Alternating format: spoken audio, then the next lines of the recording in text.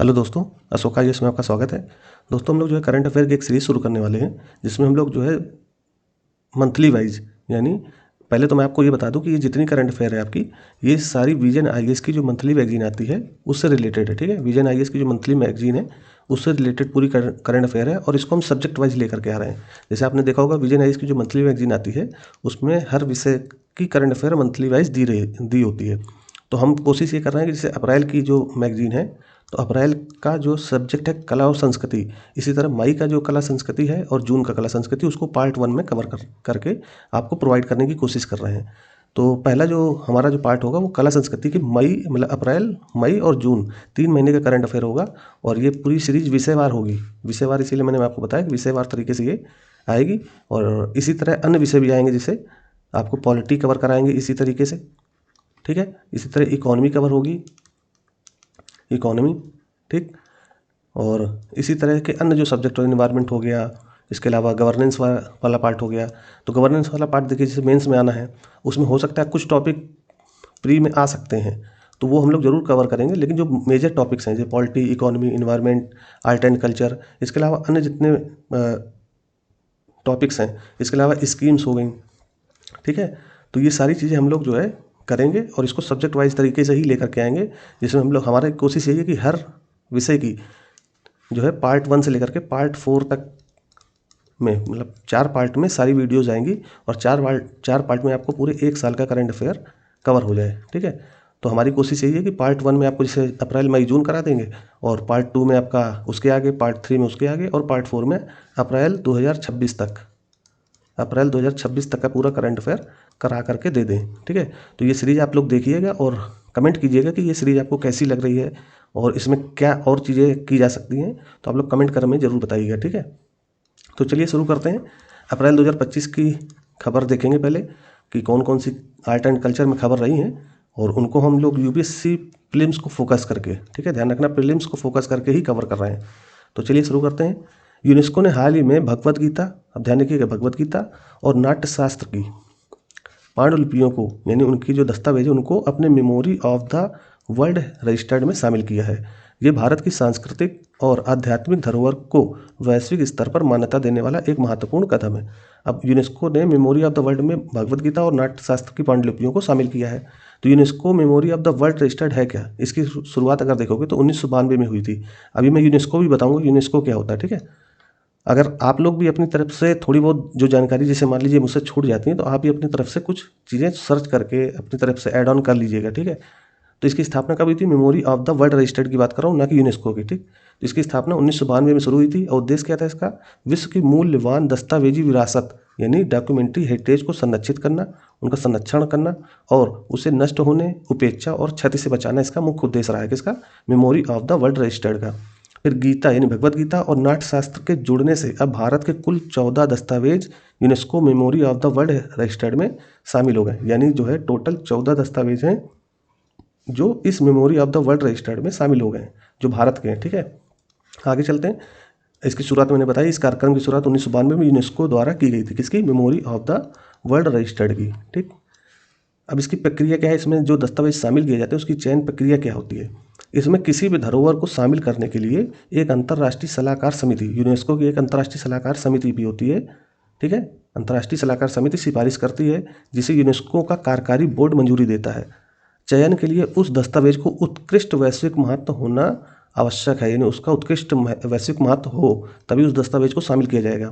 फिर विस्तार किया 1995 से यूनेस्को ने लुप्त प्राय अभिलेखों की सूचियाँ बनाना शुरू किया और समय के साथ इसमें क्षेत्रीय, जैसे एशिया प्रशांत और राष्ट्रीय स्तर के रजिस्टर्ड भी जोड़े गए हैं। अब आपको ये जानकारी होनी चाहिए कि यूनेस्को का एक अंतर्राष्ट्रीय सलाहकार समिति है। यहाँ मैंने लिख दिया है अंतर्राष्ट्रीय सलाहकार समिति की बनावट कैसी होती है। इसमें कुल 14 सदस्य होते हैं और इनकी नियुक्ति कैसे होती है? इन सदस्यों की नियुक्ति यूनेस्को के महानिदेशक यानी डायरेक्टर जनरल द्वारा की जाती है। यूनेस्को का डायरेक्टर जनरल होगा, वो अंतर्राष्ट्रीय सलाहकार समिति में जो सदस्य होते हैं उनकी नियुक्ति करता है, और यही सदस्य रिकमेंड करते हैं कि कौन से दस्तावेज को memory of the world registered में शामिल करना है। ठीक है, अब जो भगवत गीता और नाट्यशास्त्र जो शामिल किए गए हैं इसके बारे में समझ लेते हैं। ध्यान रखिए कि मेमोरी ऑफ द वर्ल्ड में 14 दस्तावेज शामिल किए गए हैं। तो भगवत गीता के बारे में समझ लेते हैं, इसका परिचय। इसकी रचना किसने की है? भगवत गीता की वेद व्यास द्वारा इसकी रचना की गई है। अब आपको पता होगा वेद व्यास ने महाभारत की रचना भी की है। तो महाभारत का ही एक पार्ट क्या है, महाभारत का एक पार्ट क्या है, भगवद गीता। तो कुल श्लोक कितने हैं भगवद गीता में, 700, और इसमें अध्याय कितने हैं, 18, यानी लेसन इसमें कितने हैं, 18, 18 लेसन है। ये देखिए फैक्ट्स हैं जो आपको पता होना चाहिए, जो यूपीएससी हो सकता है कोई कथन में रख दे कि इसमें 18 अध्याय ना होकर के 19 अध्याय हैं, कुछ ऐसा गलत तथ्य लिख देगा, फिर आप जो है परेशान हो जाओगे कि पता नहीं कितने हैं। तो ये तथ्य मैं जो आपको बता रहा हूँ इनको आप ध्यान से सुन लीजिएगा, आपको ये बहुत ज़्यादा हेल्प करेंगे 2026 में जब प्री होगा तब आपको ये चीज़ें समझ में आएंगी, ठीक है। तो कुल श्लोक कितने हैं, 700, और कुल अध्याय कितने हैं, 18। ये महाभारत के भीष्म पर्व। अब देखिए कई सारे उसमें पर्व हैं, महाभारत में कई पर्व हैं जिसमें भीष्म पर्व भी है, अध्याय 23 से 40 तक। महाभारत में कई अध्याय हैं जिसमें से अध्याय 23 से लेकर के 40 तक का जो अध्याय है महाभारत का वो भगवद गीता को समर्पित है, ठीक है। तो ये भीष्म पर्व के का ही हिस्सा है क्या, भगवद गीता। अब दार्शनिक महत्व इसका समझ लेते हैं भगवद गीता का। आई थिंक आपको ये चीज़ें दिख रही होंगी, और अगर ना दिख रही हो तो आप लोग कमेंट जरूर कीजिएगा, तो मैं इसकी PDF आपको टेलीग्राम में अपलोड करवा दूंगा, ठीक है। दार्शनिक महत्व क्या है, भगवद गीता प्राचीन भारतीय वैदिक परंपरा का केंद्रीय ग्रंथ है। आपको ये सब चीज़ें तत्व में याद कर लीजिए तो बेहतर ही है, और अगर आप सुन लेंगे एक बार आपके माइंड में चला जाएगा तो प्री में कथन आपको काटने में यानी एलिमिनेट करने में आपको बहुत मदद मिलेगी। तो भगवद गीता प्राचीन भारतीय वैदिक परंपरा का केंद्रीय ग्रंथ है। अब आपको पता होगा कि हिंदू धर्म में भगवद गीता जो है उसकी वैल्यू क्या है, ठीक। ये विभिन्न दर्शनों जैसे वैदिक, बौद्ध, जैन और चारवाक का समन्वय प्रस्तुत करता है। अब आपसे कोई पूछ ले ये केवल जो है हिंदू धर्म का, ये कह सकता है केवल बौद्ध धर्म से संबंधित है, ये चारवाक संप्रदाय संबंधित है, तो ये जो भगवद गीता है ये विभिन्न दर्शनों यानी कौन कौन से इसमें दर्शनों का जो है हमें गुण दिखाई देता है, तो वैदिक, बौद्ध, जैन और चारवाक का समन्वय प्रस्तुत करता है। इससे आध्यात्मिक संवाद का सर्वोत्तम उदाहरण माना जाता है। फिर प्रसंग और संवाद क्या है, किसका प्रसंग संवाद, भगवद गीता का। इसमें मतलब जो बातें कही गई वो कहाँ की हैं, तो इसका स्थान कुरुक्षेत्र युद्ध भूमि से संबंधित है। इसमें पात्र कौन से, भगवान श्री कृष्ण और अर्जुन के बीच जो संवाद होता है वही इसकी भगवद गीता की रचना में चीज़ें लिखी हुई हैं, ठीक है। स्थिति क्या है, युद्ध से पूर्व अर्जुन मोह और संशय में पड़ जाते हैं, मतलब इसमें भगवद गीता की जो जो कॉन्सेप्ट है उसका जो मूल है वो बात बोला कि इसकी स्थिति क्या है। युद्ध से पूर्व अर्जुन क्या होते हैं, मोह और संशय में पड़ जाते हैं, और उसका समाधान कौन देता है, कृष्ण भगवान।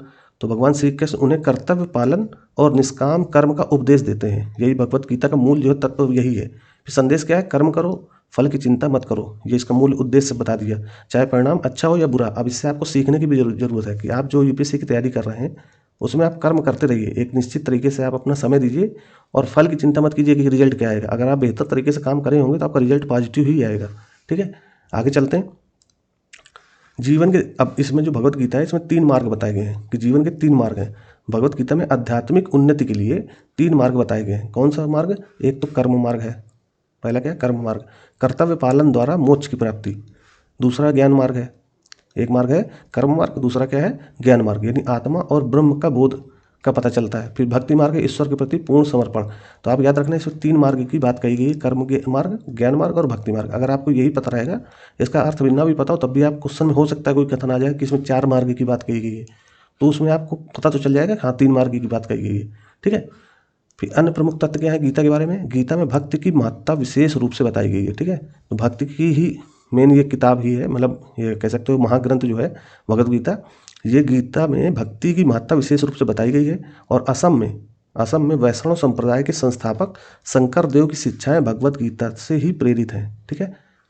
और अगर आपको देखिए कोई चीज़ न दिख रही है तो आप कमेंट कर दीजिएगा, और इसकी PDF मैं आपको टेलीग्राम चैनल में अपलोड करा दूंगा, ठीक है। हमारा जो टेलीग्राम चैनल है SOKAIS, आप उसको आप आराम से सर्च करोगे आपको आसानी से मिल जाएगा, ठीक।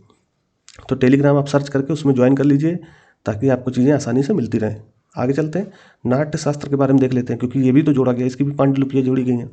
तो नाट्य शास्त्र क्या है, नाट्य शास्त्र को भारत में वाद्य यंत्र, जो हमारे यहाँ गायन परंपरा में वाद्य यंत्र होते हैं, उसके वर्गीकरण पर उपलब्ध सबसे पहला ग्रंथ माना जाता है। यानी भारतीय परंपरा में वाद्य यंत्र से संबंधित कोई अगर ग्रंथ है हमारे पास तो सबसे पहला ग्रंथ कौन सा है, नाट्य शास्त्र, ठीक है। इसकी रचना किसने की है, भरत मुनि द्वारा इसकी रचना की गई है। काल क्या है इसका, 2री शताब्दी ईसा पूर्व के आसपास, ठीक है, 2री शताब्दी ईसा पूर्व के आसपास की इसका समय है, यानी 200 ईसा पूर्व, ठीक है।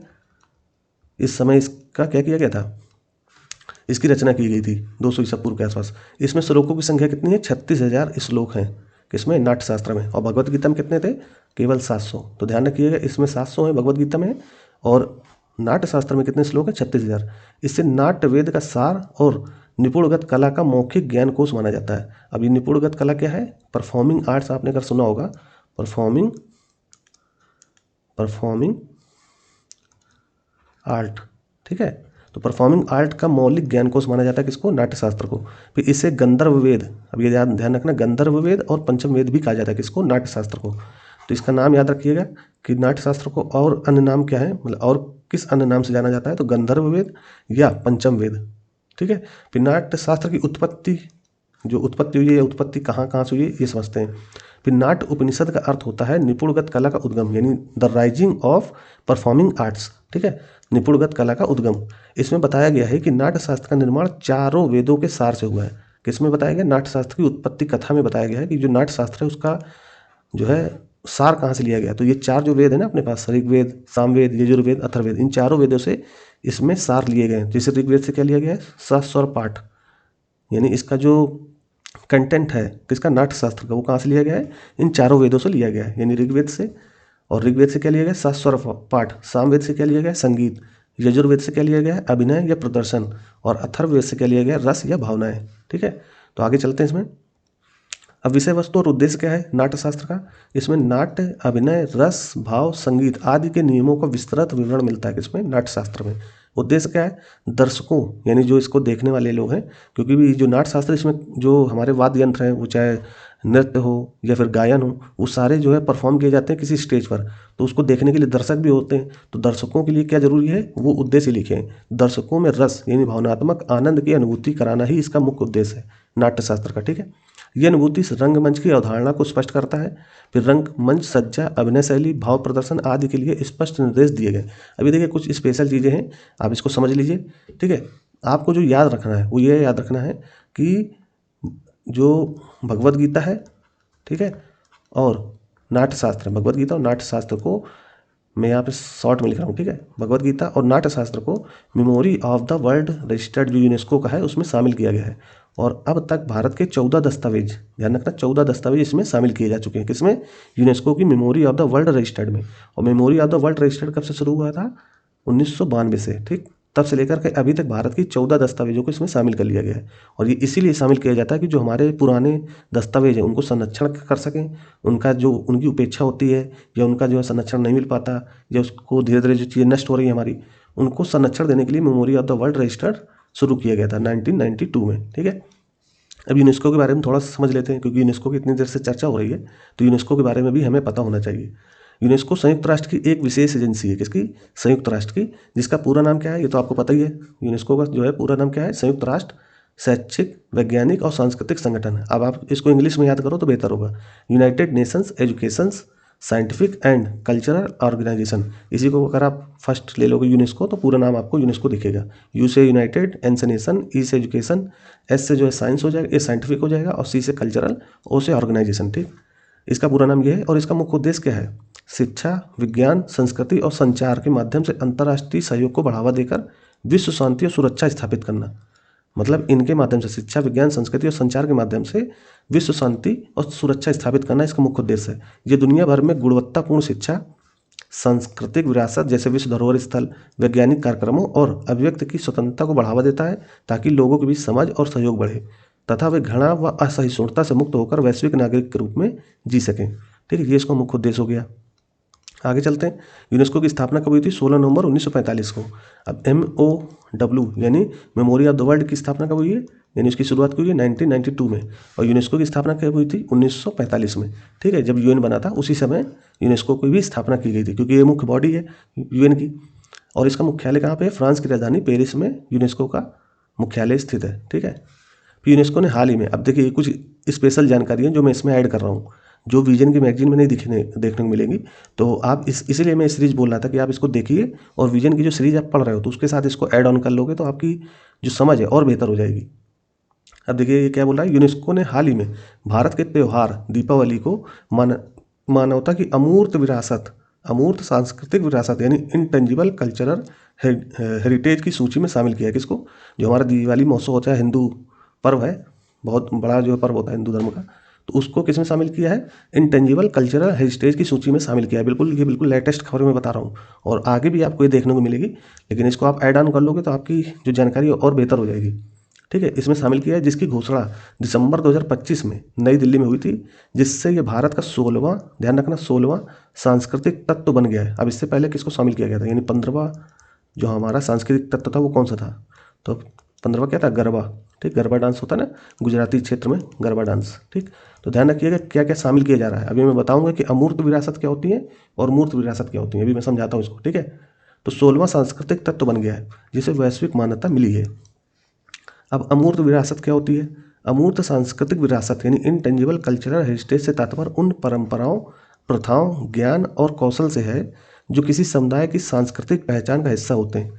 ठीक है, और पीढ़ी दर पीढ़ी हस्तांतरित होते रहते हैं। आप देखो ये दिवाली त्यौहार है, कोई बता सकता है कब से इसको मनाया जा रहा है, ये तो पीढ़ी दर पीढ़ी जो है हस्तांतरित होता चला आया है, और इसको भी आज हम लोग जो है सेलिब्रेट करते हैं दिवाली महोत्सव को। ठीक है, सरल शब्दों में ये जीवन संस्कृति है, मतलब ये जीवंत संस्कृति है जिसे हम भौतिक रूप से छू नहीं सकते। अब आप बताओ दिवाली का जो त्यौहार है उसको आप छू सकते हो क्या, केवल अनुभव कर सकते हैं। ठीक है, तो वही बोला, हम भौतिक रूप से उसे छू नहीं सकते, जैसे कोई इमारत या स्मारक को हम छू सकते हैं, उस तरह से किसी जो अमूर्त विरासतें होती हैं उनको हम छू नहीं सकते, बल्कि इसे अनुभव किया जाता है और अभ्यास के माध्यम से जीवित रखा जाता है। ठीक है, यूनेस्को के अनुसार इसके मुख्य तत्व निम्नलिखित हैं। अब बहुत सारे तत्व हैं लेकिन हम इसको छोड़ देते हैं क्योंकि ये कोई मतलब का नहीं है कि कौन कौन से तत्व होते हैं। इसको हम फिर से कभी जो है देखेंगे, जब इनटेंजिबल कल्चरल हेरिटेज देखेंगे ना, उसमें अच्छी तरीके से इसको समझ लेंगे। ठीक, एक चीज़ और है, जुलाई 2025 तक भारत में कुल 14 यूनेस्को विश्व धरोहर स्थल है। अब आपको एक चीज़ समझा देता हूँ मैं कि जो यूनेस्को है, ठीक, ताकि आपको एक चीज़ समझ में आ जाए, यूनेस्को 3 तरह की लिस्ट जारी करता है। ठीक, एक तो पहले करता है इनटेंजिबल यानी अमूर्त, इनटेंजिबल, दूसरी करता है टेंजिबल, और एक MOW यानी आपका memory of the world registered जो है, उसमें जो लिस्ट में शामिल करने वाले जो विरासत है उसमें शामिल करता है कुछ दस्तावेज वगैरह, अभिलेख वगैरह। और टेंजिबल में क्या शामिल करता है, जो भौतिक विरासत होती है, जैसे ताजमहल। आपने देखा होगा ताजमहल को भी क्या किया गया है, यूनेस्को की हेरिटेज साइट में रखा गया है। इसी तरह जैसे इनटेंजिबल जो जिसको हम छू नहीं सकते, जैसे दिवाली का महोत्सव, ठीक, दीपावली, जैसे गरबा डांस, ठीक, इनको आप छू नहीं सकते। ठीक, गरबा, दीपावली, इनको किस में रखा गया, इनटेंजिबल जो लिस्ट है उसमें शामिल करते हैं। एक लिस्ट होती है टेंजिबल जिसको हम छू सकते हैं यानी भौतिक विरासतें, तो उस टेंजिबल सूची में 44 स्थल हैं, और इनटेंजिबल में कितने हैं, 16, और MOW में कितने हो गए, 14। तो ये ध्यान रखना, यूनेस्को की ये 3 लिस्ट हैं, यानी memory of the world registered, एक टेंजिबल जो है हेरिटेज साइट्स होती हैं, और एक इनटेंजिबल हेरिटेज साइट्स होती हैं। हेरिटेज जो है कह सकते हो वो इनटेंजिबल कल्चरल हेरिटेज। ठीक है, और ये जो है टेंजिबल साइट्स होती हैं यानी यूनेस्को वर्ल्ड हेरिटेज साइट्स बोल सकते हैं इनको, जो मूर्त विरासतें होती हैं जिनको हम छू सकते हैं, देख सकते हैं। ठीक है, तो ताजमहल जैसा हो गया, ठीक, काजीरंगा हो गया, ठीक, तो इस तरह के जो स्थल हैं उनको किस में रखा गया, टेंजिबल साइट्स में। तो वही चीज़ यहाँ दी हुई है, तो आप आई थिंक समझ गए होगे। नहीं समझ में आएगा तो आप कमेंट कीजिए, तो मैं आपको और बेहतर तरीके से समझा दूंगा अगली जो पार्ट आएगा उसमें। ठीक है, तो जुलाई 2025 तक भारत में कुल कितने, 44 यूनेस्को विश्व धरोहर स्थल यानी यूनेस्को वर्ल्ड हेरिटेज साइट्स हैं, जिनमें 36 के सांस्कृतिक, अब ये याद रखिएगा 36 यानी 36 कितने हो गए कल्चरल साइट्स हैं, 7 जो है प्राकृतिक हैं यानी जो है 7 इसमें क्या है, नेचुरल है, और एक मिश्रित है यानी 1 जो है मिक्सड है। तो मिक्स्ड वाले में तो एक ही है, तो कंचनजंगा राष्ट्रीय उद्यान ध्यान रखिएगा। ठीक है, मैंने आई थिंक वहाँ काजीरंगा बोल दिया था, तो उसको आप सुधार लीजिएगा, वो कंचनजंगा राष्ट्रीय उद्यान है, ये स्थल शामिल है। और हाल ही में शामिल किया गया जुलाई 2025 में, तो हाल ही में भारत के मराठा सैन्य परिदर्श यानी मराठा मिलिट्री लैंडस्केप, ठीक है, इसको 44वें स्थल के रूप में जोड़ा गया है, जिससे भारत दुनिया में सबसे ज़्यादा स्थलों वाले देशों में 6ठे स्थान पर है। ध्यान रखना, भारत में हेरिटेज साइट्स जो हैं उस हिसाब से भारत किस स्थान पर है, 6ठे स्थान पर। सबसे ज़्यादा जिसके पास हेरिटेज साइट्स हैं, तो भारत के ऊपर भी 5 देश हैं, जैसे चीन हो गया, चीन में भी बहुत सारे हैं, फ्रांस हो गया, ठीक है, जर्मनी, इसको आप क्रम देख लीजिएगा कौन कहाँ पर है।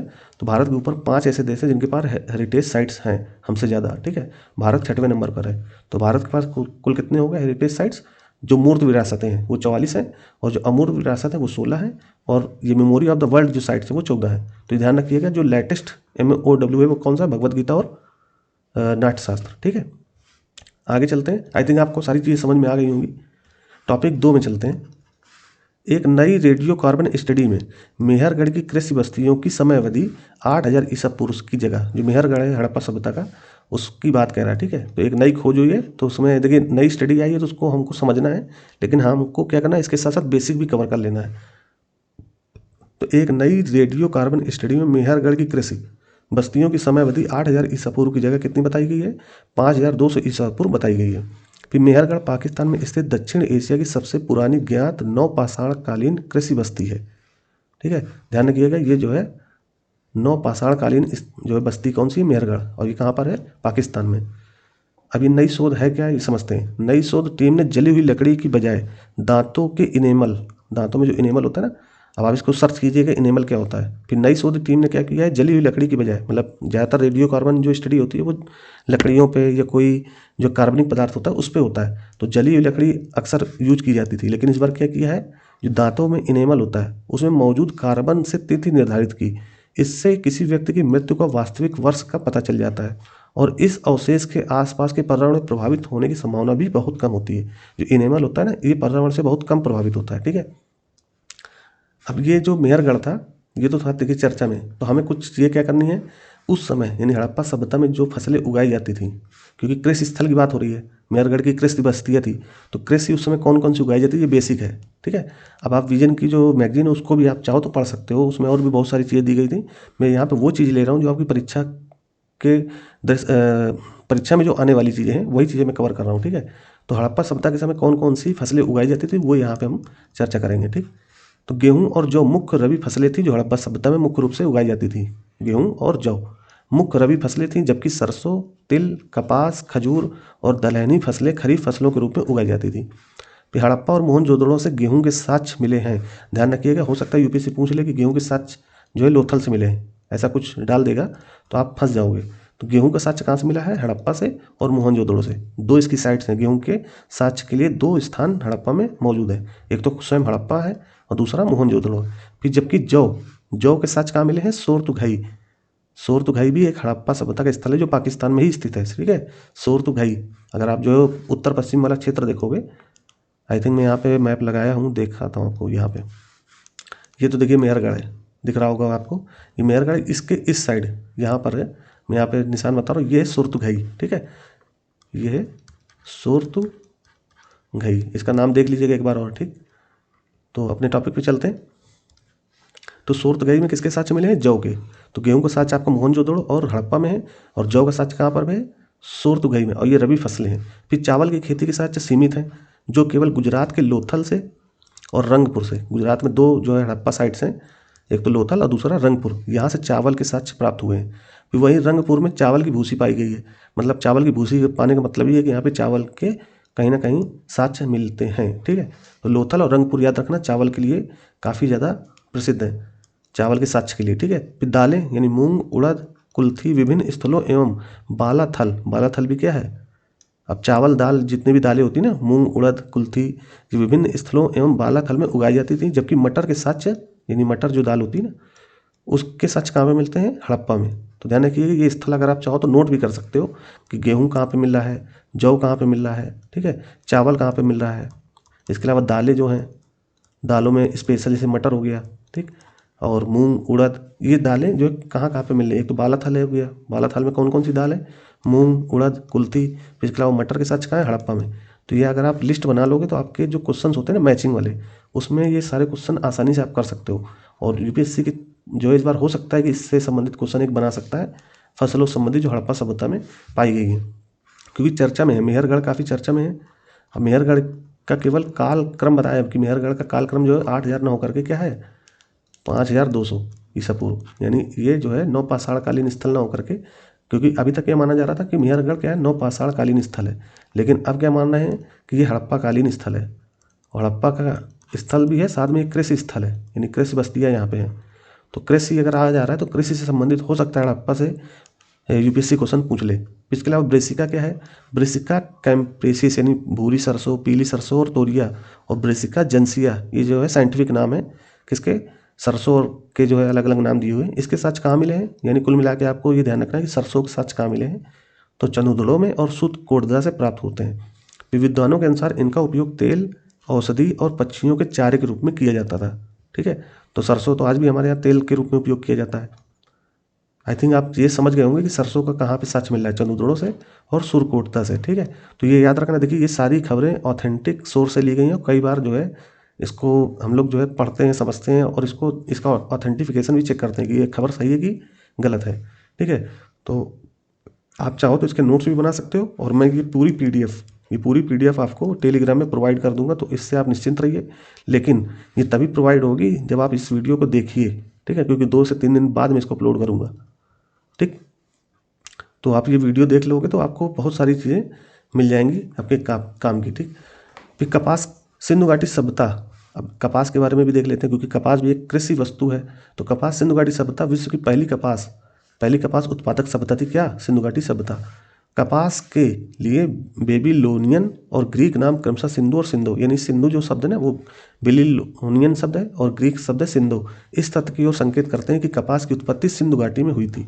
अब देखिए ज़्यादा आपको याद नहीं रखना है, केवल इतना याद रखना है कि सिंधु घाटी सभ्यता में कपास के साक्ष्य सर्वप्रथम मिलते हैं, यानी पूरे विश्व में जितनी भी सभ्यताएं हैं, मतलब विश्व की जितनी भी सभ्यताएं हैं उसमें सबसे ज़्यादा अगर देखोगे तो कपास के पहले साक्ष्य कहाँ मिलते हैं? हड़प्पा सभ्यता में, यानी सिंधु घाटी सभ्यता में। फिर मोहनजोदड़ो से कपड़े का टुकड़ा और 24 प्लाई यानी 24 फोल्ड वाले धागे के अवशेष मिले, कहाँ से?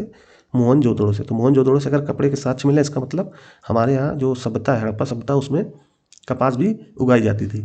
फिर फल के बारे में देख लेते हैं कि फल कौन कौन से थे हड़प्पा सभ्यता में। बेर के साक्ष्य मिलते हैं कहाँ से? मेहरगढ़ से। अब देखिए मेहरगढ़ चर्चा में था तो ध्यान रखना, मेहरगढ़ से बेर के साक्ष्य मिलते हैं, ठीक है। फिर खजूर के बीज नौसारों से और मोहनजोदड़ो में पाए गए, किसके? खजूर के, यानी हमारे यहाँ खजूर भी होता था हड़प्पा सभ्यता में। बेर कहाँ से मिल रहा है? मेहरगढ़ से। और खजूर कहाँ हो रहा है? नौसारों और मोहनजोदड़ो से। अंगूर के बीज कहाँ से मिलते हैं? मेहरगढ़ से, नौसारों से और सोरतघई से। अभी सोरतघई, मेहरगढ़, नौसारों ये नए नाम हैं, मतलब हैं तो मतलब ऐतिहासिक स्थल, लेकिन आप जब हड़प्पा स्थल पढ़ते होगे तो उसमें ये स्थल आपको हो सकता है आपको न पता हो, तो उसको आप ऐड ऑन कर लीजिए अपने इसमें कि सोरतघई भी एक हड़प्पा स्थल है, ठीक है। सोरतघई, ठीक। नौसारों, ठीक। इसके साथ साथ मेहरगढ़, क्योंकि मेहरगढ़ अब क्या हो गया है? हड़प्पा स्थल। पहले इसको हम क्या मान रहे थे कि ये नवपाषाणकालीन स्थल है, यानी हड़प्पा से भी पहले का स्थल है, ठीक है। फिर अखरोट और पीपल का फल जो होता है वो हुलास यूपी के आसपास मानते हैं ना, यूपी के आसपास वाले क्षेत्र में अखरोट और पीपल का जो फल होता है उसके प्राप्ति कहाँ पे? हुलास में। हुलास भी एक क्या है? हड़प्पाई स्थल है। आगे चलते हैं। फिर कृषि तकनीकी और उपकरण। अब हमने कृषि जो थी, कौन कौन सी कृषि हमारे यहाँ होती थी या हड़प्पा स्थल में पाई गई हैं, उसके बारे में हमने चर्चा कर ली है। अब कुछ तकनीकी और उपकरण के बारे में भी चर्चा कर लेते हैं। हड़प्पा वासियों ने संभवतः हल की तकनीकी और सुमेरियन सभ्यता, अब आप कमेंट करके बताओ सुमेरियन सभ्यता कहाँ पर थी, उससे सीखी थी। वे लकड़ी के हल का उपयोग करते थे, कौन? सुमेरियन सभ्यता वाले, जो समय के साथ लकड़ी के सड़ने के कारण बच नहीं पाते थे। फिर मोहनजोदड़ो से प्राप्त टेराकोटा हल मॉडल, टेराकोटा होता है ना जिससे मूर्तियाँ बनाई गई हैं हड़प्पा सभ्यता में, कुछ मनके भी बनाए जाते थे टेराकोटा के। तो टेराकोटा हल मॉडल उनके डिजाइन को दर्शाता है, हालांकि उसमें हैंडल नहीं है। अब कुल मिलाकर आपको याद रखना कि मोहनजोदड़ो से जो हल के डिजाइन है वो प्राप्त हुए मोहनजोदड़ो से, ठीक है। फिर हड़प्पा और चंद्रद्रोणों से बैलगाड़ियों के कई कांस्य मॉडल पाए गए हैं, कहाँ से? हड़प्पा और चंद्रद्रोणों से। साथ ही हड़प्पा में गाड़ियों के पहियों के निशान भी पाए गए। हड़प्पा में क्या पाए गए? गाड़ियों के जो पहिए होते हैं, बैलगाड़ी ना, कार्ट रट्स, उनके भी निशान पाए गए हैं, ठीक, जो उनके उपयोग को प्रमाणित करते हैं। ये हड़प्पा में गाड़ियाँ, बैलगाड़ियाँ या कह सकते हो जो गाड़ियाँ होती थी, क्योंकि वहाँ पे बैल के साथ गाड़ियाँ खींची जाती थी या कुत्तों के साथ या किसी अन्य जानवर के साथ, इसके साक्ष्य नहीं मिलते, लेकिन ये जरूर साक्ष्य मिलता है कि वहाँ जो है पहिए के निशान मिले हैं, ठीक। अगली जो जानकारी है वो कालीबंगा से है। कालीबंगा में उत्पन्न, अब यह कालीबंगन लिख लो या कालीबंगा एक ही शब्द है, ठीक है। कालीबंगन में उत्खनन से ग्रिड पैटर्न अगर आपको पता होगा ये होता है ग्रिड पैटर्न, ये, ठीक है। तो ग्रिड पैटर्न वाले एक जुते हुए खेत का साक्ष्य मिला, कहाँ पे? कालीबंगा। अब आप कमेंट करके बताओ कालीबंगा किस क्षेत्र में है। अभी मैं बताऊंगा कौन सा क्षेत्र कहाँ पर है। ये सारे आपको जो है यूपीएससी में पूछ सकता है, और पूछा भी है यूपीएससी पिछले, अगर आप हमारा PYQ सीरीज देख रहे होगे एक नज़र वाली, उसमें हम लोग ये सब चीज़ें करा रहे हैं कि कौन सा इस हिस्ट्री में क्वेश्चन पूछा गया, कौन सा जो है इकोनॉमी में क्वेश्चन पूछा गया, तो उसमें आपको एक क्वेश्चन मिल जाएगा हड़प्पा सभ्यता वाला, ठीक है। तो क्षेत्र संबंधित क्वेश्चन यूपीएससी बहुत पूछता है, ठीक है। तो ध्यान रखिएगा कौन सी चीज़ कहाँ मिल रही है और कहाँ पर है। अभी मैं वो भी करा दूंगा कहाँ पे क्या है, ठीक है। तो कालीबंगा में उत्खनन, जो मतलब वहाँ पे जो उत्खनन हुआ उससे क्या पता चला कि ग्रिड पैटर्न वाले एक जुते हुए खेत का साक्ष्य मिला, कहाँ से? कालीबंगा से, जहाँ मिश्रित फसल जैसे सरसों और चना उगाई जाती थी। अब ग्रिड पैटर्न ऐसे से इस तरह से जुताई हुई है, ठीक है, उसमें 2 फसल एक साथ उगाई जा रही है। नहीं, अभी भी हमारे यहाँ करते हो ना खेत, जैसे ये तो कोना कोना जो है पकड़ लिया तो सरसों उगा दिया और बीच में चना, ठीक है। तो ये मिश्रित कृषि हो गई कि एक ही खेत में 2 फसल एक साथ, तो उसके साक्ष्य भी हमें मिलते हैं कालीबंगा से। कि 2 फसल एक साथ उगाई जा रही है। ये संभवतः विश्व में हल से जुताई वाले खेत का सबसे पहला सबूत है कि हल से जुताई का जो संकेत मिलता है वो हमें कहाँ मिलता है, कालीबंगा से। यानी जुते हुए खेत कहाँ मिल रहे हैं, कालीबंगा से, और हल के साक्ष्य कहाँ मिल रहे हैं, मोहनजोदड़ो से। ठीक है, इसके अलावा हड़प्पा और चंद्रद्रोण में भी जो बैलगाड़ियाँ उनके साक्ष्य मिलते हैं। तो ये साक्ष्य याद रखो कि मोहनजोदड़ो हो गया, हड़प्पा हो गया, चंद्रद्रोण हो गया और कालीबंगा हो गया। ये 4 नाम है जो हल और कृषि तकनीकी से संबंधित हैं। ठीक है, आगे चलते हैं। एक देखिए कुछ जानकारी स्पेशल है जो मैं इसमें लिख देता हूँ, जैसे सैडल क्वर्न यानी अवतल चक्की जो आज भी हमारे यहाँ यूज होती है, गाँव में अगर आप देखोगे तो वो आज भी आपको दिख जाएगी। तो अवतल चक्की क्या है, जिसे आधुनिक सिल या बट्टे, हमारे यहाँ सिलबट्टा होता है ना जो मसाले पीसने के लिए होता है, ठीक उसी तरीके की अवतल चक्की के साक्ष्य कहाँ मिलते हैं ये मैं बताता हूँ आपको। ठीक है, तो सैडल क्वर्न कहा जाता है उसको, या अवतल चक्की। तो सैडल क्वर्न अगर याद रखोगे तो बेहतर है आपके लिए। जैसे आधुनिक सिलबट्टे यानी बट्टे का समकक्ष माना जाता है। इसका उपयोग भुने हुए जौ जैसे अनाज को पीसने के लिए किया जाता था। हड़प्पा सभ्यता में इसका उपयोग किया जाता था। जैसा कि मोहनजोदड़ो में एक टेराकोटा मूर्ति में एक महिला को आटा गूंथते हुए दिखाया गया है। ये प्रथा यानी हाथ से पत्थर पर पीसने की विधि जो सैडल क्वर्न जैसी है, आज भी भारतीय घरों में सिल और बट्टे के रूप में मौजूद है। कुल मिलाकर के मोहनजोदड़ो में आटा गूंथती हुई महिला के साक्ष्य जो मिले हैं, जो टेराकोटा मूर्ति के रूप में दिखते हैं, तो इससे हमें पता क्या चल रहा है कि उस समय भी आटा था, तो आटा पिसा हुआ आटा होता था। तो पीसने के लिए क्या है कि जो अवतल चक्की है उसमें कहीं ना कहीं वो लोग आटा या भुने हुए जौ या भुने हुए चने या अनाज पीसते थे। ठीक है, तो वो आज भी हमारे भारतीय सभ्यता में या ग्रामीण सभ्यता में आपको दिख जाएगा। हड़प्पा स्थलों पर पाए गए टेराकोटा गोफन यानी गुलेल की गेंदों से पता चलता है। अब गुलेल के गेंद भी हड़प्पा सभ्यता में मिले हैं। तो इससे पता क्या चल रहा है कि गुलेल की गेंदों से पता चलता है कि किसान गुलेल का इस्तेमाल जंगली जानवरों, पक्षियों आदि का डराने के लिए करते थे। ठीक है, इसका तरीका जो ये तरीका है ना गुलेल से डराने के लिए, ये आज भी उत्तरी भारत के ग्रामीण इलाकों में देखा जाता है। तो आज भी आप देखोगे बंदरों को भगाने के लिए या कोई अन्य जानवर को भगाने के लिए गुलेल यूज किया जाता है ना। अब तो बहुत कम हो गया, लेकिन ग्रामीण क्षेत्र में आज भी इसका उपयोग किया जाता है। तो जो हमारे ग्रामीण के भाई लोग होंगे उनको पता होगा। आगे चलते हैं। अब देखिए ये मैपिंग है थोड़ी सी, जिसको हम समझ लेते हैं कि कौन सा स्थल कहाँ पर है। ठीक है, पहला जो है स्थल क्या है, हड़प्पा। मैं थोड़ा पेन चेंज कर लेता हूँ ताकि आपको स्पष्ट हो जाए। ठीक, तो प्रमुख स्थल और स्थान समझते हैं। ये मैंने अलग से जानकारी ले ली है क्योंकि यूपीएससी यहाँ से मैचिंग से संबंधित क्वेश्चन बनाता है कि हड़प्पा लिख देगा और इसका स्थान वर्तमान स्थिति इसकी क्या है, ये बोल देगा पाकिस्तान। अब इसको जिसको ये तो बहुत चर्चित स्थल है हड़प्पा, तो कोई भी कर देगा, लेकिन जो कुछ और स्थल है, कालीबंगा हो गया, ठीक है, सोरतगुई हो गया, तो समझ लेते हैं। हड़प्पा ये पहला खोजा गया शहर था जो वर्तमान में पाकिस्तान के पंजाब प्रांत में रावी नदी के बाएं तट पर स्थित है। अब इसकी स्थिति याद कर लेना, ठीक है, कि कहाँ पर है और किस नदी के किनारे है। हो सकता है नदी से संबंधित क्वेश्चन यूपीएससी बना दे कि हड़प्पा स्थल जो है बोल देगा कि रावी नदी में ना होकर के कोई और नदी लिख देगा, सिंधु नदी लिख देगा। ठीक है, तो ध्यान रखना कौन सा स्थल किस नदी के किनारे है और कहाँ पर है। ठीक, तो हड़प्पा कहाँ पे है, रावी नदी, पाकिस्तान के पंजाब प्रांत में। ठीक है, फिर मोहनजोदड़ो को समझते हैं। मोहनजोदड़ो क्या है, ये सिंधु सभ्यता का सबसे प्रसिद्ध और सबसे बड़ा स्थल में से एक है।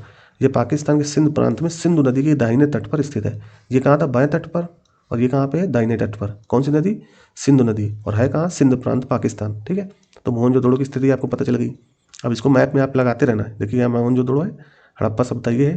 ठीक, कालीबंगा या कालीबंगन या कालीबंगा, ठीक है, ये स्थल भारत के राजस्थान राज्य में घग्गर नदी आपको पता होगा, घग्गर नदी के बाएं तट पर स्थित है। तो नदी याद रखते जाना। अब बाएं तट दाएं तट ये आप अगर चाहो तो छोड़ सकते हो, लेकिन नदी बहुत जरूरी कि कौन सा स्थल कौन सी नदी के पास है और किस राज्य में स्थिति भी याद रखना। जैसे कालीबंगा कहाँ पे है, राजस्थान में।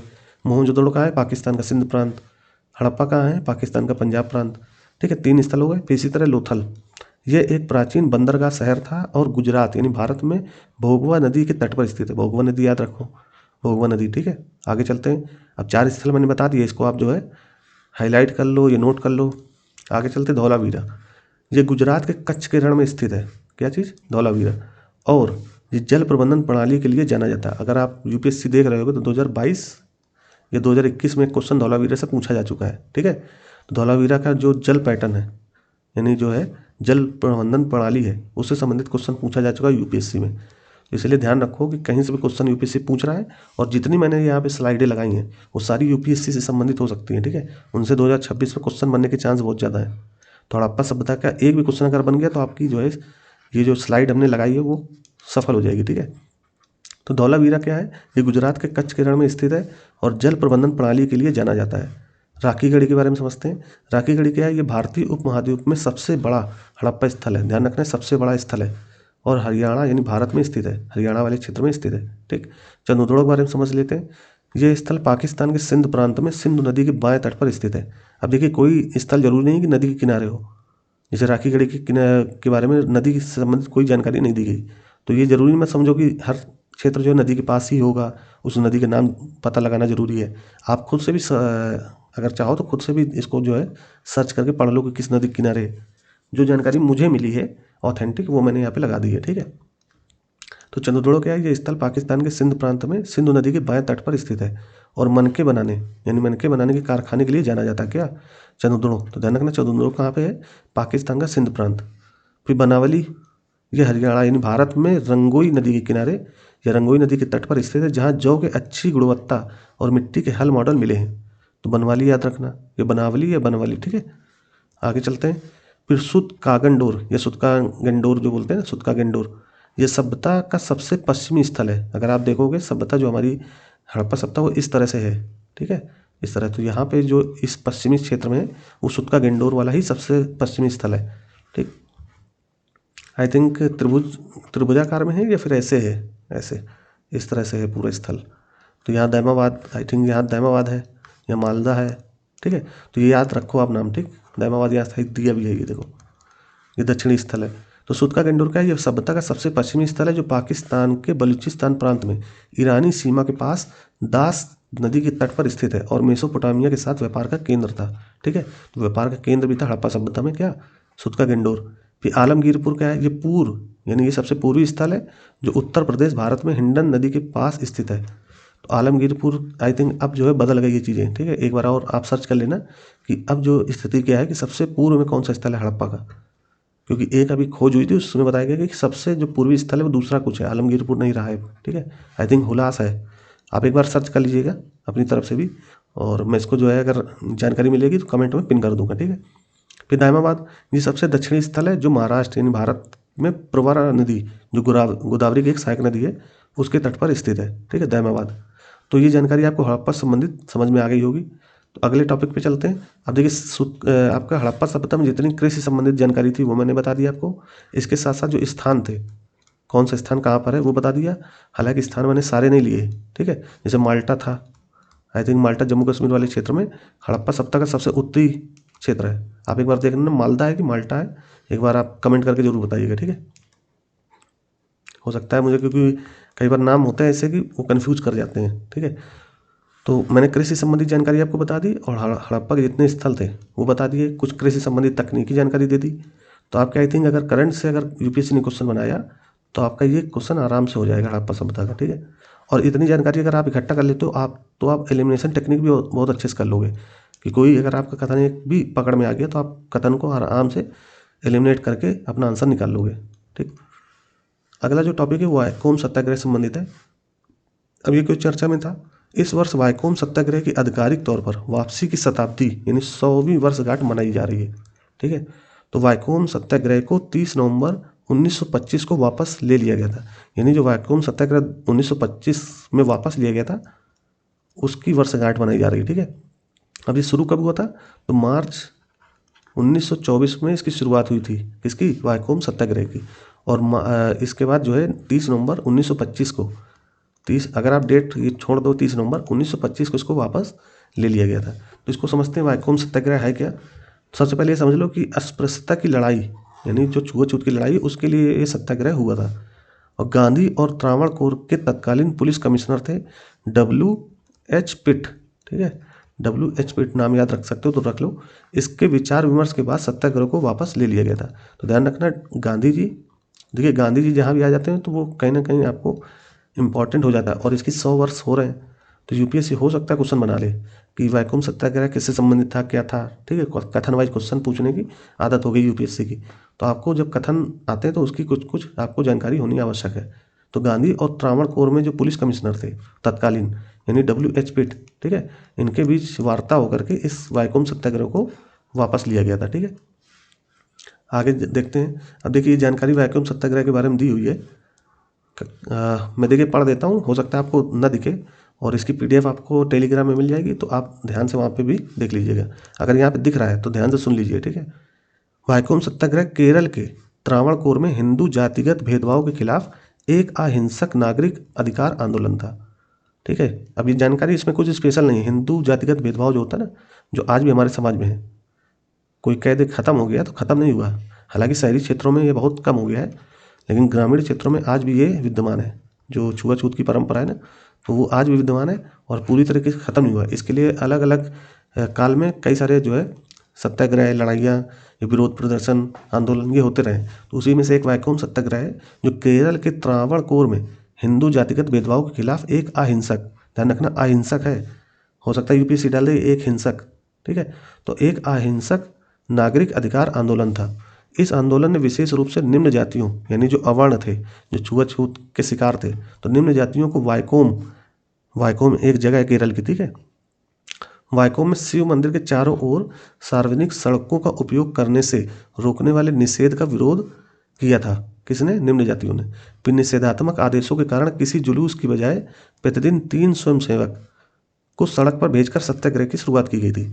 अब जैसे इसमें क्या किया गया था कि वहाँ जो ब्रिटिश रूल था उसमें क्या किया गया था, इसको निषेध कर दिया गया था कि कोई भी व्यक्ति जुलूस नहीं निकाल सकता। तो इन्होंने क्या किया था निम्न जातियों ने कि पहले 3 व्यक्ति भेजते थे सड़क पर, ऐसे कि 3 लोग जाओ, फिर ये गिरफ्तार कर लिए जाते थे तीनों, तो फिर से 3 भेजते थे। तो इस तरह से दिन भर जो है 3-3 करके लोगों को भेजा जाता था। यही शुरुआत थी इसकी। तो कैसे करते थे? निषेधात्मक आदेशों के कारण किसी जुलूस की बजाय प्रतिदिन 3 स्वयंसेवक को सड़क पर भेजकर सत्याग्रह की शुरुआत की गई। फिर खादी पहने युवक, अब इसमें जो पहले 3 लोग गए थे उनके नाम दिए हैं। खादी पहने 3 युवक गोविंदा पडिक्कर नायर, भी आगे लिखा हुआ है, गोविंदा पडिक्कर नायर, बहुलेयन एजवा और कुंजप्पू यानी पुलिया मंदिर की ओर कूच करते हुए आगे बढ़े। उन्हें तुरंत रोक दिया गया और गिरफ्तार कर लिया गया। यानी जो 3 लोग गए थे उनको तुरंत रोका गया और गिरफ्तार कर लिया गया। इसलिए अगली सुबह फिर 3 अन्य व्यक्ति निषिद्ध सड़कों पर आ गए और अपनी गिरफ्तारी दी। यानी हर सुबह 3 लोग जाते थे और अपनी गिरफ्तारी देते थे। यह क्रम प्रतिदिन चलता रहा जब तक कि पुलिस ने गिरफ्तारी करना बंद नहीं कर दिया। यानी हर दिन जो है 3 लोग जाते थे, गिरफ्तारी करवा करके फिर अगले दिन 3 लोग इकट्ठा हो जाते थे। तो पुलिस को डेली लगता था कि भाई ये कैसे जो है डेली 3 लोग आ जाते हैं। तो डेली ये लोग 3 लोग जाते थे और अपनी गिरफ्तारी करते थे, गिरफ्तारी करवाते थे, और तब तक करते रहे जब तक पुलिस ने गिरफ्तारी करना बंद नहीं कर दिया। इसकी बजाय पूरे इलाके में नाकाबंदी कर दी गई। मतलब इसकी वजह से क्या किया गया, पूरे इलाके में नाकाबंदी कर दी गई। इसके बाद सत्याग्रहियों ने शांतिपूर्ण विरोध के तरीके अपनाए, जैसे सड़कों को अवरुद्ध करना। जब गिरफ्तारी बंद कर दी गई और नाकाबंदी कर दी गई कि कोई नहीं आ सकता, तो जो सत्याग्रही थे उन्होंने क्या किया, शांतिपूर्ण तरीके से विरोध के तरीके अपनाए, जैसे सड़कों को अवरुद्ध कर देना, शांत प्रदर्शन करना और सभाएं आयोजित करना। फिर मंदिर के पास अलग अलग जातियों के स्वयंसेवकों को आश्रय देने के लिए सत्याग्रह आश्रम की स्थापना की गई, जिससे सामाजिक एकता को बल मिला। इस सत्याग्रह को पंजाब के अकालियों के साथ साथ देश के विभिन्न हिस्सों में ईसाई और मुस्लिम नेताओं का भी व्यापक समर्थन मिला। यानी ईसाई धर्म के लोगों ने और साथ साथ मुस्लिम समाज के लोगों ने, ठीक है, इस आंदोलन को क्या दिया, समर्थन दिया। क्योंकि ये हिंदू विरोधी था तो इन धर्मों ने भी इसमें अपनी सहभागिता दिखाई, ठीक है। प्रमुख नेतृत्वकर्ता कौन थे वाइकोम सत्याग्रह में? तो मंदिर में प्रवेश का मुद्दा सबसे पहले किसने उठाया था? एजवा नेता थे TK माधवन। तो इनका नाम याद रखना, सबसे पहले इन्होंने अपना मुद्दा उठाया था इसी छुआछूत को लेकर के, TK माधवन। 1917 में अपने अखबार देशाभिमानी के एक संपादकीय के माध्यम से इस मुद्दे को उठाया था। अब याद रखना, TK माधवन का एक पत्र, यह कह सकते हो अखबार था, न्यूज़पेपर था, देशाभिमानी, ठीक है, या देश अभिमानी कर सकते हो। तो हो सकता है ये क्वेश्चन पूछ ले किसका अखबार था, क्योंकि अखबार से संबंधित भी क्वेश्चन आए हैं प्रीवियस ईयर में कि किससे संबंधित अखबार था। तो जो TK माधवन है, इन्हीं के प्रयासों के कारण जनवरी 1924 में अस्पृश्यता विरोधी समिति का गठन हुआ था। अस्पृश्यता विरोधी समिति का गठन हुआ। इसमें KP केशव मेनन और K केलप्पन, जिन्हें केरल का गांधी भी कहा जाता है, K केलप्पन का नाम आप तो सुनते ही होंगे, इन्हें केरल का गांधी भी कहा जाता है, जैसे अन्य जाति विरोधी उग्र सुधारवादी भी शामिल थे। ये तीनों वाइकोम सत्याग्रह आंदोलन के अग्रदूत माने जाते हैं। इन्हीं तीनों के, KP केशव, KP केलप्पन और ये मेनन, और इसके साथ साथ ये KT माधवन। तो ये पहले नंबर में हो गए KT माधवन, हो गए TK माधवन, ठीक है, TK माधवन। अब देखिए ये नाम याद रखना, क्योंकि वाइकोम सत्याग्रह हो सकता है पूछ ले, तो वहाँ पे फिर आपको नेतृत्व करता हो सकता है न पता हो, तो फिर क्वेश्चन गलत हो जाएगा। फिर इसके अलावा हो गया आपका KP mission, KP Keshav Menon, Keshav Menon, ठीक है। और तीसरे कौन थे, ये जो के कलप्पन, जिन्हें गांधी कहा जाता है केरल का, के केलप्पन, इनके नाम याद रखना, ठीक है। तो ये नाम दिए हुए हैं यहाँ पे, के केलप्पन हो गया, केपी केशव मेनन हो गया, इसके अलावा ये टी के माधवन, इन्हीं तीनों को क्या कहा जाता है कि वाइकोम सत्याग्रह के लिए ये अग्रदूत माने जाते हैं, ठीक है। इन्होंने ही शुरुआत करी इसका विरोध प्रदर्शन में। फिर केरल प्रांतीय कांग्रेस समिति ने अस्पृश्यता विरोध के एक प्रमुख मुद्दे के रूप में अपनाने के लिए एक संकल्प अपनाया था। इस समिति की अध्यक्षता के केलप्पन ने की थी। इसमें टी के माधवन, वेलायुध मेनन और के नीलकांत नंथुतिरी और टी आर कृष्णस्वामी अय्यर जैसे सदस्य शामिल थे। अब देखिए, इसे सबके नाम नहीं याद रखते, ये जो 3 थे ना, इसको आप याद कर लो बस। और इसके अलावा ये भी याद रखना कि इसके लिए मुद्दा जो केरल की प्रांतीय कांग्रेस समिति थी उसने भी अपने समिति के माध्यम से इसको उठाया था, ठीक है। इसके अलावा जब आंदोलन में अग्रणी नेता जेल में थे, जब आंदोलन के अग्रणी नेता, ये जो 3 नेता थे और इसके साथ ये जो नेता थे मेनन वगैरह, ठीक है, नीलकांत नंथुतिरी, टी आर कृष्णस्वामी अय्यर, ये जब जेल में थे तब जॉर्ज जोसेफ ने कुछ समय के लिए आंदोलन का नेतृत्व किया, ठीक है, जॉर्ज जोसेफ, तथा उन्होंने पेरियार से सत्याग्रह का नेतृत्व करने का अनुरोध किया था। पेरियार भी क्या है, एक समाज सुधारक हैं, उनसे भी कहा था कि आप जो है सत्याग्रह में शामिल होइए। किसने कहा था, जॉर्ज जोसेफ ने। फिर ईवी रामास्वामी नायर या पेरियार ने सरकारी प्रतिबंधों की अवहेलना की और सार्वजनिक बैठकों को संबोधित किया तथा 2 बार जेल गए। उन्होंने आंदोलन में महत्वपूर्ण भूमिका निभाई थी, ठीक है। अब ये देखिए जानकारियाँ हैं, ये अगर आप PDF में दे दूंगा उसमें आप पढ़ लीजिएगा, हालांकि मैं ये बता भी दी आपको सारी चीज़ें। आगे चलते हैं। ईवी रामास्वामी नायर या पेरियार को वाइकोम विरार के नाम से भी जाना जाता है। अब आप वाइकोम सत्याग्रह के लिए अलग से कुछ मत पढ़िएगा, ठीक है, क्योंकि इसमें मैंने सारी जानकारी ले ली है। अलग से कुछ भी आप मत पढ़िएगा, नहीं तो कन्फ्यूज हो जाएंगे। हालांकि आप देख सकते हो, अगर आप मिलाना चाहोगे मैंने जानकारी सही ली कि गलत, तो देख सकते हो। बाकी ये जितनी भी जानकारी सारी ऑथेंटिक है, ठीक है। तो ईवी रामास्वामी नायर पेरियार के वाइकोम विरार के नाम से भी जाना जाता है, यानी वाइकोम विरार किसे कहा जाता है, ये हो सकता है पूछ ले। फिर गांधी ने मार्च 1925 में वाइकोम का दौरा किया, सार्वजनिक बैठकें की, महारानी से भेंट की। महारानी कौन थी, जो इंग्लैंड में बैठी थी ना, उनसे भेंट की, और नंबूदरी पुजारी से बहस की। उन्होंने यह भी स्पष्ट किया कि अस्पृश्यता के खिलाफ लड़ाई उतनी महत्वपूर्ण है जितनी कि स्वराज की लड़ाई। तो अस्पृश्यता के खिलाफ लड़ाई लड़ने के लिए गांधी भी बोलते थे कि जितना हम स्वराज के लिए या स्वतंत्रता के लिए लड़ाई लड़ रहे हैं, उतनी महत्वपूर्ण लड़ाई क्या भी है, अस्पृश्यता। और आप तब से देख लो अभी तक अस्पृश्यता खत्म नहीं हुई है भारत में। आज भी आपको अगर देखोगे किसी किसी, हालांकि बहुत कम हो गई है, लेकिन कहीं कहीं आपको दिख जाता है अस्पृश्यता, ठीक है। फिर वाइकोम सत्याग्रह में महिलाओं ने भी बड़े पैमाने पर भागीदारी दिखाई थी। मतलब हो सकता है यूपीएससी पूछ ले कि वाइकोम सत्याग्रह में महिलाओं ने हिस्सा ही नहीं लिया। देखिए, यूपीएससी की अगर आप चालाकी समझ जाओ तो आप यूपीएससी क्वेश्चन बहुत आसानी से कर सकते हो। वो फैक्ट बहुत कम पूछता है, ठीक है, लेकिन ऐसी जानकारी पूछता है कि आप हो सकता है उसको आप इग्नोर कर दें। जैसे यही जानकारी है कि वाइकोम सत्याग्रह में महिलाओं ने चढ़ बढ़ करके हिस्सा लिया, बड़े पैमाने पर हिस्सा लिया। लेकिन यूपीएससी फैक्ट एक कथन रख देगा कि वाइकोम सत्याग्रह में महिलाओं में किसी ने भी भाग नहीं लिया, ये महिलाओं की स्थिति नाम मात्र की थी, ऐसा लिख देगा, ठीक है। तो कथन गलत हो जाएगा। तो यूपीएससी को ध्यान में रख करके कथन ध्यान रखना कि वाइकोम सत्याग्रह में महिलाओं ने भी बड़े पैमाने पर भागीदारी दिखाई थी। कई महिलाएं अग्रणी भूमिकाओं में रहीं, जैसे ये नागमई, ऐसे याद कर लो, क्योंकि इनके नाम देखो कठिन होते हैं, साउथ के नाम है, तो थोड़े से मुझे भी पढ़ने में प्रोनाउंसिएशन में थोड़ी सी गलती होती है, लेकिन अगर नागमई याद रख लोगे तो आपको याद रहेगा। ये पेरियार की पत्नी थी, इन्होंने हिस्सा लिया था। इसके अलावा SR कनम्मा, फिर भाग्यम स्थानु मलय पेरुमल से आप याद कर लो कि भाग्यम स्थानु मलय पेरुमल ने मंदिर के चारों ओर प्रतिबंध सड़क में प्रवेश करने के लिए बैरियर को हटाने का प्रयास किया था। इसके अलावा कय्याल काप्पल नारायणी, ठीक है, जो टी के माधवन की पत्नी थी, ने भी देश भावनी में लेख लिखकर, देश भावनी किसका था, इन्हीं का था, टी के माधवन का, इसमें जो लेख लिख करके आंदोलन को वैचारिक समर्थन दिया था। फिर अन्य प्रमुख व्यक्तित्व जिन्होंने सत्याग्रह का समर्थन किया उसमें श्री राजगोपालाचारी हैं, श्री नारायण गुरु हैं, फिर चट्टम्मी स्वामिकल हैं। तो इनके नाम तो आप सुनते होंगे, इसमें से श्री राजगोपालाचारी तो काफ़ी चर्चित नाम है, ठीक है। तो इनके नाम आपको भी समझ लेने चाहिए, लेकिन जो मैंने आपको बताया वो कथन आपको बिल्कुल नहीं भूलने। आप एक बार नाम थोड़ा सा, हो सकता है कुछ आपको नाम ना याद रहे, लेकिन आप 2-3 बार देख लोगे इसको तो आपको नाम समझ में आ जाएगा। तो आपके जो कथन आते हैं ना यूपीएससी में, उनको काटने में बहुत आसानी मिलेगी। फिर सत्याग्रह की समस्या चुनौतियाँ क्या थी, ठीक है। रूढ़िवादी प्रतिरोध था, वित्त पोषण की कमी थी, ठीक है, आंतरिक मतभेद था, बाढ़ था। अब ये मेन से संबंधित थे तो मैंने इसको ऐसे लिख दिया। मैं आपको PDF दे दूंगा, आप देख लीजिएगा, ठीक है। फिर वैक्यूम सत्याग्रह का महत्व, ये भी मेन से संबंधित है, ठीक है। तो मैंने इसलिए जानकारी लिख दी कि आपको मेंस के समय भी ये काम आ जाएगा। तो आपको ये PDF मिल जाएगी, आप इसको पढ़ लीजिएगा। नहीं तो आप सबसे अच्छा है कि विजन की जो मैगजीन है, मैं इसलिए बार बार बता रहा हूँ कि वहीं से सारे टॉपिक लिए गए हैं। विजन IAS की जो मंथली मैगजीन आती है ना अप्रैल की, उसी के सारे टॉपिक हैं, ठीक। आगे चलते हैं। चौथा टॉपिक क्या है? सर चित्तूर शंकर नायर।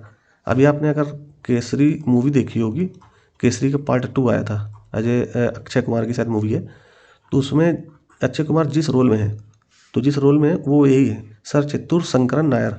ये एक वकील थे पेशे से, और इन्हीं के बारे में करंट के कुछ टॉपिक चर्चा में थे, तो उसको समझ लेते हैं। अब ये चर्चा में क्या था, क्योंकि प्रधानमंत्री ने इनका नाम लिया है तो काफ़ी चर्चा में आ गया था।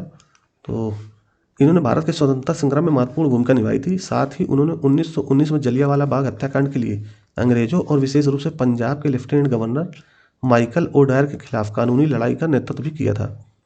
उल्लेखनीय है कि माइकल ओडायर के खिलाफ उनकी साहसी कानूनी लड़ाई हाल ही में रिलीज हुई फिल्म केसरी पार्ट 2 का केंद्र बिंदु भी है।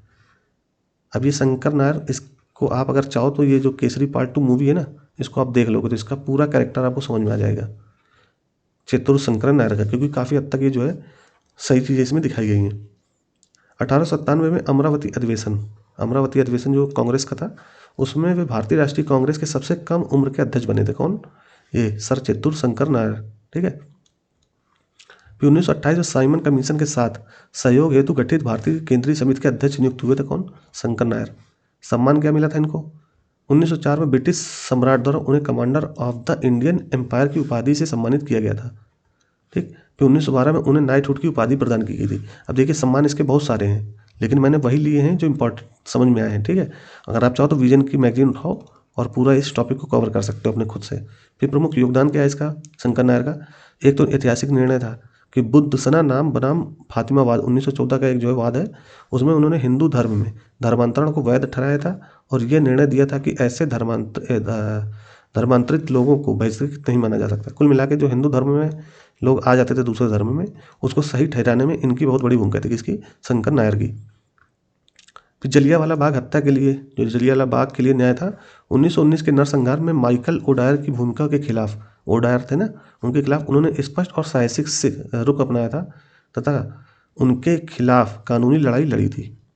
अब देखिए ये सारी चीज़ें मैंने आपको PDF में दे दूंगा तो आपको आसानी से मिल जाएगी, इसलिए मैं केवल एक चर्चा कर रहा हूँ और आपको ये टॉपिक भी बता रहा हूँ कि शंकर नायर जैसे चर्चा में है, तो इसको आप सही से पढ़िए। विजन में दिया हुआ है तो कवर कर लीजिए, ठीक है। इसके अलावा सामाजिक सुधार में क्या इनका योगदान था, इनके जो प्रमुख योगदान दिए ना, ये सारे दिए हुए हैं मैंने कि प्रमुख योगदान क्या थे शंकर नायर के। सामाजिक सुधार में क्या है, नस्लीहीनता, राष्ट्रीय अपमान के रूप में असमानता की निंदा करते हुए उन्होंने पूर्ण समानता का समर्थन किया था। पूर्ण समानता यानी जाति जो भेदभाव है वो दूर होना चाहिए। फिर राष्ट्रीय दृष्टिकोण क्या था, उन्होंने पहले चरण में भारत के लिए डोमिनियन स्टेटस का समर्थन किया था और माना कि दूसरे चरण में पूर्ण स्वतंत्रता प्राप्त की जानी चाहिए। उनका मानना था कि स्वतंत्रता में किस तरह मिले, क्योंकि ब्रिटिश भी इसी तरह मानते थे कि डोमिनियन स्टेट पहले देंगे, यानी आप अपने रूल बनाइए, लेकिन कोई भी वैसी जानकारी होगी उसके लिए आपको ब्रिटेन से, ये कह सकते हो ब्रिटिश रूलर से उसकी अनुमति लेनी होगी। तो डोमिनियन स्टेट उस टाइप का था। फिर बाद में पूर्ण स्वराज की बात कही थी। हालांकि बाद में ये जो है, जो हमारे स्वतंत्रता सेनानी लोग हैं, उन्होंने इस पूर्ण स्वराज की ही मांग बाद में करने लगे थे, ठीक है। फिर लिबरल और उदारवादी राजनीति थी इनकी, महिला अधिकारों के पक्षधर थे। कौन? ये शंकर नायर, ठीक। अब देखिए कुछ सुर्खियाँ दी होती हैं, वो है एक तो बनारसी शहनाई और बनारसी तबला काफ़ी चर्चा में है और इनको GI टैग दिया गया है, ठीक। ये बनारसी शहनाई है, ठीक है। अब इसको आप देख करके पढ़ लो बनारसी शहनाई के बारे में। ये भारतीय, अब ये सारी चीज़ें मैंने लिख दी हैं, अब इसको आप जो है पॉज करके पढ़ लीजिए, ठीक है। बनारसी तबले के बारे में, बनारसी तबले को भी GI टैग दिया गया है, ठीक। तो इसको देख लो, बनारसी तबला है ये। तो ये सारी जानकारी मैंने लिख दी है, इसको पॉज करके पढ़ लो, क्योंकि इसमें कुछ है नहीं। इतना ध्यान रखो कि 2 चीज़ों को GI टैग मिला है, बनारसी शहनाई को और बनारसी तबले को। तो हो सकता है UPSC एक कथन दे दे तो आप उसको एलिमिनेट कर सकते हो, ठीक। आगे चलते हैं। कन्नेडिप्पा भौगोलिक संकेतक टैग प्राप्त करने वाला केरल का पहला जनजाति हस्तशिल्प बन गया। अब ये है क्या? कन्नेडिप्पा के बारे में देखते हैं। ये एक सुंदर बुनी हुई चटाई है। क्या है? कंडिप्या क्या है? सुंदर बुनी हुई चटाई। इसे मिरर मैट यानी दर्पण चटाई भी कहा जाता है, क्योंकि इसकी बनावट भी विशिष्ट परावर्तक पैटर्न होता है। मतलब इसमें जो है जो बनावट होती है ना, वो विशिष्ट परावर्तन पैटर्न में होता है। फिर ये चटाई रीढ़ बांस की कोमल भीतरी परतों से बनाई जाती है। इसकी विशेषता यह है कि ये सर्दियों में गर्माहट और गर्मियों में ठंडक प्रदान करती है। अब ये इसका नाम याद रखना, कंडिप्या। ठीक है, कंडिप्या। और ये केरल की पहला जनजातीय हस्तशिल्प है। तो आई थिंक आपको समझ में आ गया होगा कंडिप्या क्या है। आगे चलते हैं। एक फसल कटाई उत्सव काफ़ी चर्चा में रहता है भारत में। तो भारत के अलग अलग हिस्सों में पारंपरिक फसल कटाई उत्सव मनाए जा रहे हैं। अब अप्रैल के समय जो समय होता है वो किस तरह होता है कि ग्रीष्मकाल शुरू हो जाता है। ठीक है, ग्रीष्मकाल शुरू हो जाता है अप्रैल के समय। और ये भी कह सकते हो कि जो रबी की फसल होती है उसको काटा जाता है, रबी फसल काटी जाती है। तो उस समय जब फसल कटाई होती है तो उसको कई सारे उत्सव मनाए जाते हैं। तो भारत के अलग अलग क्षेत्र में उत्सव मनाए गए। ठीक, तो ये त्यौहार बसंत ऋतु के आगमन और अच्छी फसल के लिए धन्यवाद के रूप में मनाए जाते हैं। ये नए साल का पहला दिन भी होता है जो नई शुरुआत का प्रतीक होता है। भारत में पारंपरिक फसल उत्सव कौन कौन से हैं? देखिए, एक तो बैसाखी हो गया। अब भारत में फसल उत्सव कई सारे होते हैं, कई अलग अलग क्षेत्रों में अलग अलग नाम से जाने भी जाते हैं। तो पंजाब वाले क्षेत्र में बैसाखी मनाई जाती है, आपको पता भी होगा। ये रबी फसल की कटाई की शुरुआत का प्रतीक है क्या, बैसाखी। इस दिन भांगड़ा और गिद्दा नृत्य किया जाता है। अब गिद्दा नृत्य आपसे हो सकता है पूछ लिया यूपीसी कहाँ प्रचलित है, तो पंजाब वाला क्षेत्र, यहाँ से भी ऐसे कर सकते हो। ठीक है, तो गिद्दा नृत्य बैसाखी में करने वाला नृत्य है। ठीक है, फिर विशु, केरल और तमिलनाडु वाले क्षेत्र में फसल कटाई उत्सव का एक महोत्सव है विशु। तो ये त्यौहार वसंत विशु जब दिन और रात की अवधि बराबर होती है उसको विशु कहते हैं ना, का प्रतीक है विशु। ये भी एक फसल कटाई उत्सव है। फिर पोइला बोईसाख यानी पश्चिम बंगाल में पोइला बोईसाख मनाया जाता है। इस दिन व्यापारी नए वित्त वर्ष की शुरुआत नई खाता बही खोलकर करते हैं, जिसे हाल खाता के नाम से भी जाना जाता है। आगे और भी हैं। ठीक है, अन्य प्रमुख जो फसल कटाई उत्सव जैसे बोहाग बिहू या रोंगाली बिहू असम में, एक है तमिलनाडु में पुनथंडू। मकर संक्रांति आपको तो पता ही होगा, महाराष्ट्र, कर्नाटक, आंध्र प्रदेश, तेलंगाना में मकर संक्रांति, जिसको हमारे क्षेत्र में क्या कहते हैं, उत्तर भारत में खिचड़ी वाला महोत्सव जो होता है ना, मकर संक्रांति आपको उत्तर भारत में भी बहुत ज़्यादा मनाए जाने लगे। फिर लोहड़ी यानी पंजाब, हरियाणा, हिमाचल प्रदेश और जम्मू कश्मीर में, पोंगल तमिलनाडु में। तो इस तरह से अलग अलग क्षेत्र में अलग अलग महोत्सव मनाए जाते हैं। तो ये नाम याद रखना फसल कटाई उत्सव के। ठीक है, आगे चलते हैं पद्म पुरस्कार, इससे संबंधित देख लेते हैं। भारत के राष्ट्रपति ने सिविल इन्वेस्टिचर समारोह 1 में पद्म पुरस्कार प्रदान किया। अब देखिए किसमें किए किसमें नहीं किए ये छोड़ दीजिए, आपको पद्म पुरस्कार के बारे में पता होना चाहिए। ये भारत के सर्वोच्च नागरिक सम्मानों में शामिल होते हैं। प्रत्येक वर्ष गणतंत्र दिवस की पूर्व संध्या पर पद्म पुरस्कारों से सम्मानित होने वाले व्यक्तियों के नाम घोषित किए जाते हैं। प्रत्येक वर्ष गणतंत्र दिवस के पूर्व संध्या पर पद्म पुरस्कारों से सम्मानित होने वाले व्यक्तियों के नाम घोषित किए जाते हैं। पद्म पुरस्कारों को निम्नलिखित 3 श्रेणियों में रखा जाता है। आपको पता भी होगा कि पद्म विभूषण क्या है, पद्म भूषण क्या है और पद्म श्री क्या है। देखिए, पद्म विभूषण होता है वो असाधारण और विशिष्ट सेवा के लिए दिया जाता है। पद्म भूषण क्या होता है, उच्च स्तर की विशिष्ट सेवा के लिए। और पद्म श्री किसके लिए होता है, विशिष्ट सेवा के लिए। कुल मिलाकर जो विशिष्ट सेवा होता है उसमें भी एक अलग श्रेणी बना दी है कि एक ऐसा विशिष्ट सेवा जो नॉर्मली कह सकते हो असाधारण होता है, साधारण तरीके का सेवा नहीं होती है। ठीक है, तो उसके लिए पद्म विभूषण हो गया, पद्म भूषण हो गया, पद्म श्री हो गया। ठीक है, ये पुरस्कार उन सभी क्षेत्रों में उपलब्धियों को सम्मानित करते हैं जहां सार्वजनिक सेवा की कोई तत्व शामिल हो। सार्वजनिक सेवा यानी पब्लिक सर्विस जो भी शामिल होता है वहाँ पे पुरस्कार दिए जाते हैं। पद्म पुरस्कारों का इतिहास क्या है, 1954 में प्रारंभ किए गए थे। इन पद्म पुरस्कारों को देने की जो शुरुआत हुई थी 1954 में शुरू हुई थी। फिर 1978 से 1979 और 1993 से 97 के दौरान पद्म पुरस्कार प्रदान नहीं किए गए थे। यानी इस पीरियड में पद्म पुरस्कारों को बंद कर दिया गया था। फिर पद्म पुरस्कारों की चयन प्रक्रिया क्या है, पहला क्या होता है, नामों की सिफारिश से पद्म पुरस्कार समिति द्वारा की जाती है। इस समिति का गठन प्रत्येक वर्ष प्रधानमंत्री द्वारा किया जाता है। तो ध्यान रखना प्रधानमंत्री कर रहे हैं। पद्म पुरस्कार समिति की जो भी सदस्य होंगे इस समिति में उन सभी का गठन कौन करता है, प्रधानमंत्री। ठीक है, आम लोग भी किसी व्यक्ति के नाम का सुझाव दे सकते हैं, हालांकि कोई व्यक्ति अपने स्वयं के नाम की सिफारिश नहीं कर सकता है। ठीक है, जो आम लोग होते हैं वो भी अगर नाम सिफारिश करें तो कर सकते हैं। ये कोई उपाधि यानी टाइटल नहीं है। पद्म पुरस्कार प्राप्त करने वाला व्यक्ति इस पुरस्कार का नाम अपने नाम के आगे या पीछे नहीं जोड़ सकता। ध्यान रखना, पद्म पुरस्कार पा जाने का मतलब ये नहीं होता कि आप अपने नाम के आगे इसको जोड़ लो। तो अप्रैल की जितनी थी खबर वो आई थिंक हमने कवर कर दी है। अगले पार्ट में चलते हैं मई में। अगर आप चाहो तो थोड़ा सा ब्रेक ले सकते हो पॉज करके फिर आकर के आप इसको देखिए, ठीक है। तो मई में क्या है, सुश्रू और चरक संहिता आपने खूब सुनी होगी, चरक संहिता, सुश्रू, ठीक है। हाल ही में उपराष्ट्रपति ने गोवा के राजभवन में आयुर्वेद के महान चिकित्सकों यानी आयुर्वेदिक के जो डॉक्टर हैं चरक और सुश्रू की प्रतिमाओं का अनावरण किया। इस अवसर पर उन्होंने इनके जीवन और योगदान से प्रेरणा लेने की आवश्यकता का भी उल्लेख किया है। अब देखिए उपराष्ट्रपति जी इनकी मूर्तियों का या इनके जो है प्रतिमाओं का अनावरण कर रहे हैं। तो यहाँ अगर आप फोटो देखोगे तो ये जो है सुश्रुत है और ये है महर्षि चरक, ठीक है। तो इनके जो प्रतिमाओं का अनावरण किया है, तो ये काफ़ी चर्चा में हो गया था। अब सुश्रू के बारे में समझ लेते हैं। जन्म प्राचीन नगरी काशी में लगभग 600 ईसा पूर्व में हुआ था। किनका जन्म? सुश्रुत का, ठीक है। ये भी महर्षि है। ये धन्वंतरी के गुरुकुल में दिवोदास के शिष्य माने जाते हैं। दिवोदास जो है गुरुकुल में एक दिवोदास थे धन्वंतरी, आपने धन्वंतरी भी नाम सुना होगा, ठीक है। तो उनके गुरुकुल में दिवोदास थे, उनके शिष्य माने जाते हैं सुश्रुत, ये चिकित्सक हैं। अब सुश्रुत के महत्वपूर्ण योगदान क्या है? इन्होंने सुश्रुत संहिता की रचना की है। सुश्रुत संहिता की रचना की है सुश्रुत, ठीक है। ये ग्रंथ 2 खंडों में विभाजित है। इसका मूल भाग यानी तंत्र पूर्वार्ध कहलाता है, जिसमें 5 खंड हैं। दूसरा आधा भाग उत्तर तंत्र है, जिसे बाद में जोड़ा गया था। अब देखिए ये चीज़ें मैंने आपको PDF अगर प्रोवाइड कर रहा हूँ तो वहाँ पढ़ लेना कि सुश्रुत संहिता की रचना के बारे में है। अब इनका अनावरण हुआ है तो ये काफ़ी चर्चा में आ गए हैं, ठीक है। सुश्रुत और उनका योगदान, उनका क्या क्या योगदान रहा है भारतीय परंपरा में, ठीक है। एक चीज़ याद रखना, सुश्रुत शल्य चिकित्सा के जनक माने जाते हैं। जो सर्जरी है ना, उसके जनक माने जाते हैं सुश्रुत भारतीय परंपरा में। और सुश्रुत संहिता में 8 प्रकार की शल्य चिकित्सा प्रक्रियाओं का उल्लेख मिलता है। ध्यान रखना 8 प्रकार की जो है सर्जरी के बारे में सुश्रुत संहिता में मिलता है जानकारी। इसी तरह आगे जो है मानव शरीर के बारे में, प्लास्टिक सर्जरी के बारे में, चिकित्सा नैतिकता के बारे में भी सुश्रुत ने अपने संहिता में लिखा हुआ है। फिर चरक के बारे में, अब चूँकि 2 चिकित्सक जो हमारे भारतीय परंपरा के प्राचीन चिकित्सक माने जाते हैं, मानसिक चिकित्सक हैं, तो उसमें चरक और सुश्रुत दोनों शामिल है। तो हमें क्या करना है, थोड़ा सा इनके बारे में भी देखना है, ठीक है। चरक के बारे में ऐसा माना जाता है कि वे 2री शताब्दी ईसा पूर्व और 2री शताब्दी ईसा ईस्वी के बीच उत्तर पश्चिमी भारत में रहते थे।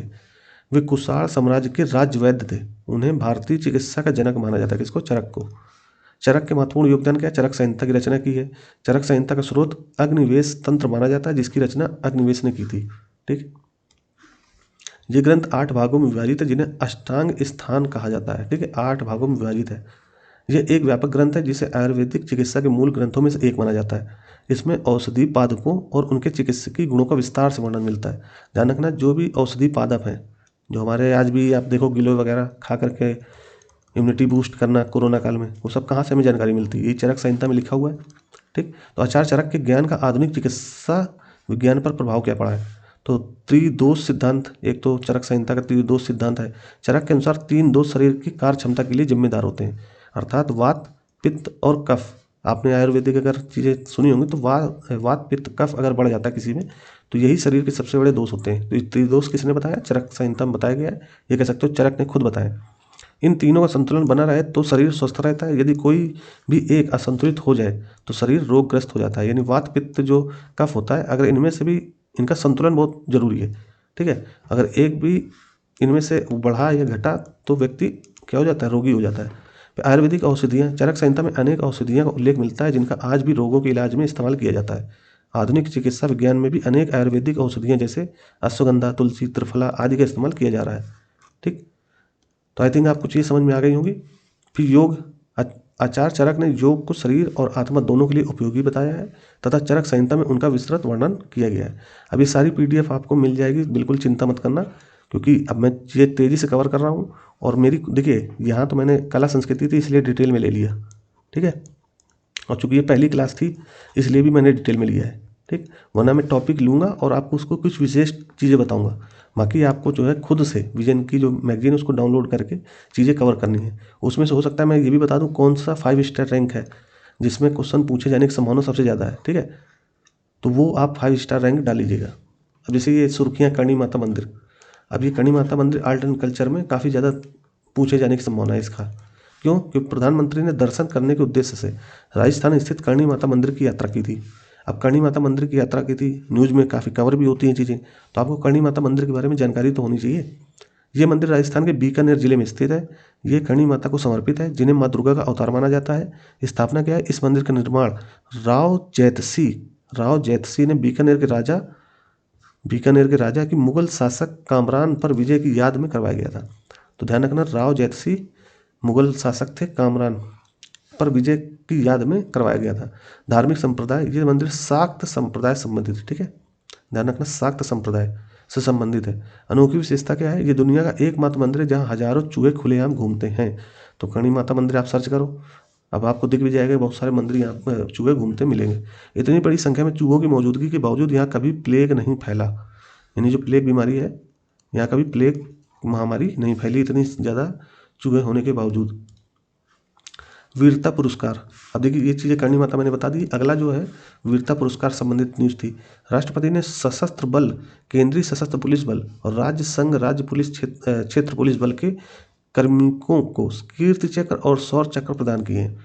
अब वीरता पुरस्कार देखो दिया जाता है, युद्धकालीन पुरस्कार होते हैं, इसमें परमवीर चक्र, महावीर चक्र और वीर चक्र शामिल हैं, जिनकी शुरुआत 1950 से हुई थी। फिर शांतकालीन पुरस्कार, इनकी शुरुआत 1952 में। अब दो तरीके के होते हैं, एक तो युद्धकालीन पुरस्कार होते हैं, जो वीरता पुरस्कार दिए जाते हैं उनमें से दो तरह के पुरस्कार होते हैं। एक तो युद्धकालीन होते हैं, जो युद्ध में अपना साहस दिखाने के लिए दिए जाते हैं, और एक शांतिकालीन होते हैं। इनकी शुरुआत 1952 में हुई थी, और ये जो युद्धकालीन, उनकी शुरुआत 1950 में हुई थी, ठीक है। इनमें अशोक चक्र, शांतिकालीन चक्र जो पुरस्कार है उसमें अशोक चक्र, तो अशोक चक्र की भी श्रेणी 1, 2 और 3 शामिल थे। फिर 1967 में इनका नाम बदल करके जो अशोक चक्र था उसका नाम, जो श्रेणी 1 थी ना अशोक चक्र की, अशोक चक्र की जो 3 श्रेणियाँ थीं उनमें सबके, जैसे श्रेणी 1 थी उसका नाम रख दिया गया अशोक चक्र, यहाँ पर दिया भी हुआ है, ठीक है, यहाँ का देखोगे अशोक चक्र।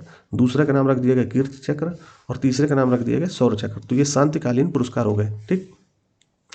ये पुरस्कार वर्ष में 2 बार घोषित किए जाते हैं। अब पद्म पुरस्कार साल में 1 बार, लेकिन जो वीरता पुरस्कार होता है वो साल में 2 बार, ठीक है। तो ये पुरस्कार वर्ष में 2 बार घोषित किए जाते हैं, एक तो गणतंत्र दिवस पर और स्वतंत्रता दिवस पर।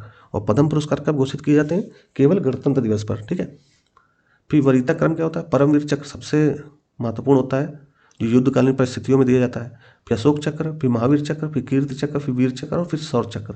तो इनका क्रम याद रखना, हो सकता है कि यूपीएससी कभी इन पुरस्कारों के बारे में पूछ ले, ठीक है। फिर पुरस्कार मरणोपरांत भी दिए जाते हैं। तो वीरता पुरस्कार के बारे में ये जानकारी आपको दे दी, इसके अलावा कुछ मत पढ़ना, नहीं तो भटक जाओगे, ठीक है। दूसरा, एक तरह का मेजर ध्यानचंद खेल रत्न पुरस्कार भी वितरित किए गए थे। तो सात्विक साईराज रनकी रेड्डी और चिराग शेट्टी को मेजर ध्यानचंद खेल रत्न पुरस्कार प्रदान किया गया। ये बैडमिंटन जोड़ी 2023 में बैडमिंटन वर्ल्ड फेडरेशन की रैंकिंग में नंबर 1 रैंक पर पहुंच गई थी। उन्होंने हांगजो कहाँ पे, चीन में, ठीक है। तो हांगजो में आयोजित एशियाई खेलों में स्वर्ण पदक भी जीता था। तो इनका नाम याद रखना, सात्विक साईराज रंकी रेड्डी। आप सात्विक नाम याद कर लो, इधर चिराग, ठीक है। तो 2 लोगों को दिया गया था मेजर ध्यानचंद, ठीक। मेजर ध्यानचंद खेल रत्न पुरस्कार के बारे में देख लेते हैं। इसका मंत्रालय कौन सा, युवा मामले का खेल मंत्रालय, मतलब युवा मामले और खेल मंत्रालय इसका नोडल मंत्रालय है, ठीक, जो इस रत्न पुरस्कार के लिए, यानी मेजर ध्यानचंद खेल रत्न पुरस्कार के लिए जिम्मेदार है। मतलब यहीं से, इसी मंत्रालय से ये घोषणा की जाती है। उत्पत्ति क्या है, ये पुरस्कार 1991-92 में राजीव गांधी खेल रत्न पुरस्कार के रूप में स्थापित हुआ था। यानी 1991-92 में राजीव गांधी के नाम पे शुरुआत हुई थी, और वर्ष 2021 में इसका नाम बदल करके मेजर ध्यानचंद खेल रत्न पुरस्कार रखा गया। इसे भारत का सर्वोच्च खेल सम्मान माना जाता है, ठीक है। तो खेल सम्मान आपको समझ में आ गया होगा। उद्देश्य, ये पुरस्कार किसी खिलाड़ी द्वारा पिछले 4 वर्षों में किए गए सर्वश्रेष्ठ प्रदर्शन को मान्यता देने के लिए दिया जाता है।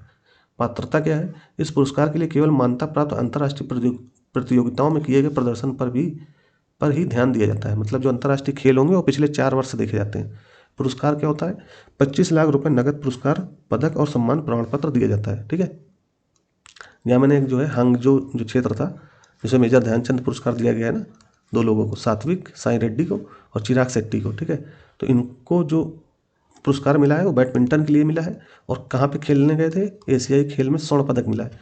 तो हांगजो जो क्षेत्र वो चीन का, देखोगे यहाँ पे, तो चीन के पूर्वी क्षेत्र में हांगजो शहर शामिल है, ठीक है। तो ये मैपिंग हमने लगा दी थी, ताकि हो सकता है कि मैप से संबंधित जो क्वेश्चन आते हैं तो मैचिंग में रख दे, ठीक है, क्योंकि काफ़ी चर्चा में था। फिर इसके अलावा पुलित्जर पुरस्कार देख लेते हैं। 2024 में पत्रकारिता के लिए न्यूयॉर्क टाइम्स ने 4 पुलित्जर पुरस्कार और द न्यू यॉर्कर ने 3 पुरस्कार जीते हैं। अब देखिए ये सब चीज़ छोड़ दो, इतना ध्यान रखो कि पुलित्जर पुरस्कार क्यों दिया जाता है। तो ध्यान रखना, पत्रकारिता के क्षेत्र में पुलित्जर पुरस्कार दिया जाता है, ठीक। बाकी इसकी जो जानकारी है आपको यहाँ मिल जाए, क्योंकि इसमें भारतीय कोई है नहीं, ठीक है। तो हमें इतना ज़्यादा ध्यान नहीं देना, बस ये ध्यान रखना किस क्षेत्र में दिया जाता है और इस बार किसको दिया गया है। तो न्यूयॉर्क टाइम्स ने 4 पुलित्ज़र पुरस्कार और एक और है द न्यू यॉर्कर ने 3 पुरस्कार जीते हैं 2024 में। अब इसमें पुलित्ज़र पुरस्कार के बारे में दिया है, इसको आप पॉज करके पढ़ सकते हो। और इसको पहली बार 1917 में प्रदान किया गया था, यानी 1917 से ये पुरस्कार दिया जा रहा है। ठीक, फिर मीटर कन्वेंशन, अब ये भी ज़्यादा इंपॉर्टेंट नहीं है, लेकिन मैंने इसलिए नोट कर लिया है क्योंकि हो सकता है कि कुछ क्वेश्चन बन जाते हैं कि मीटर कन्वेंशन क्या है। ठीक है, तो आप इसको पॉज करके पढ़ लो, कुछ है नहीं इसमें, सिंपल है मीटर कन्वेंशन क्या है। चलिए मैं बता देता हूँ, हो सकता है आप कंफ्यूज हो जाओ। उपभोक्ता कार्य विभाग ने मीटर कन्वेंशन की 150वीं वर्षगांठ के उपलक्ष्य में विश्व मेट्रोलॉजी दिवस 2025 का आयोजन किया। किसने किया है? उपभोक्ता कार्य विभाग ने। ठीक है, मीटर कन्वेंशन के 150 वर्ष के उपलक्ष्य में विश्व मेट्रोलॉजी दिवस पर इसका आयोजन किया। मीटर कन्वेंशन के बारे में देख लेते हैं।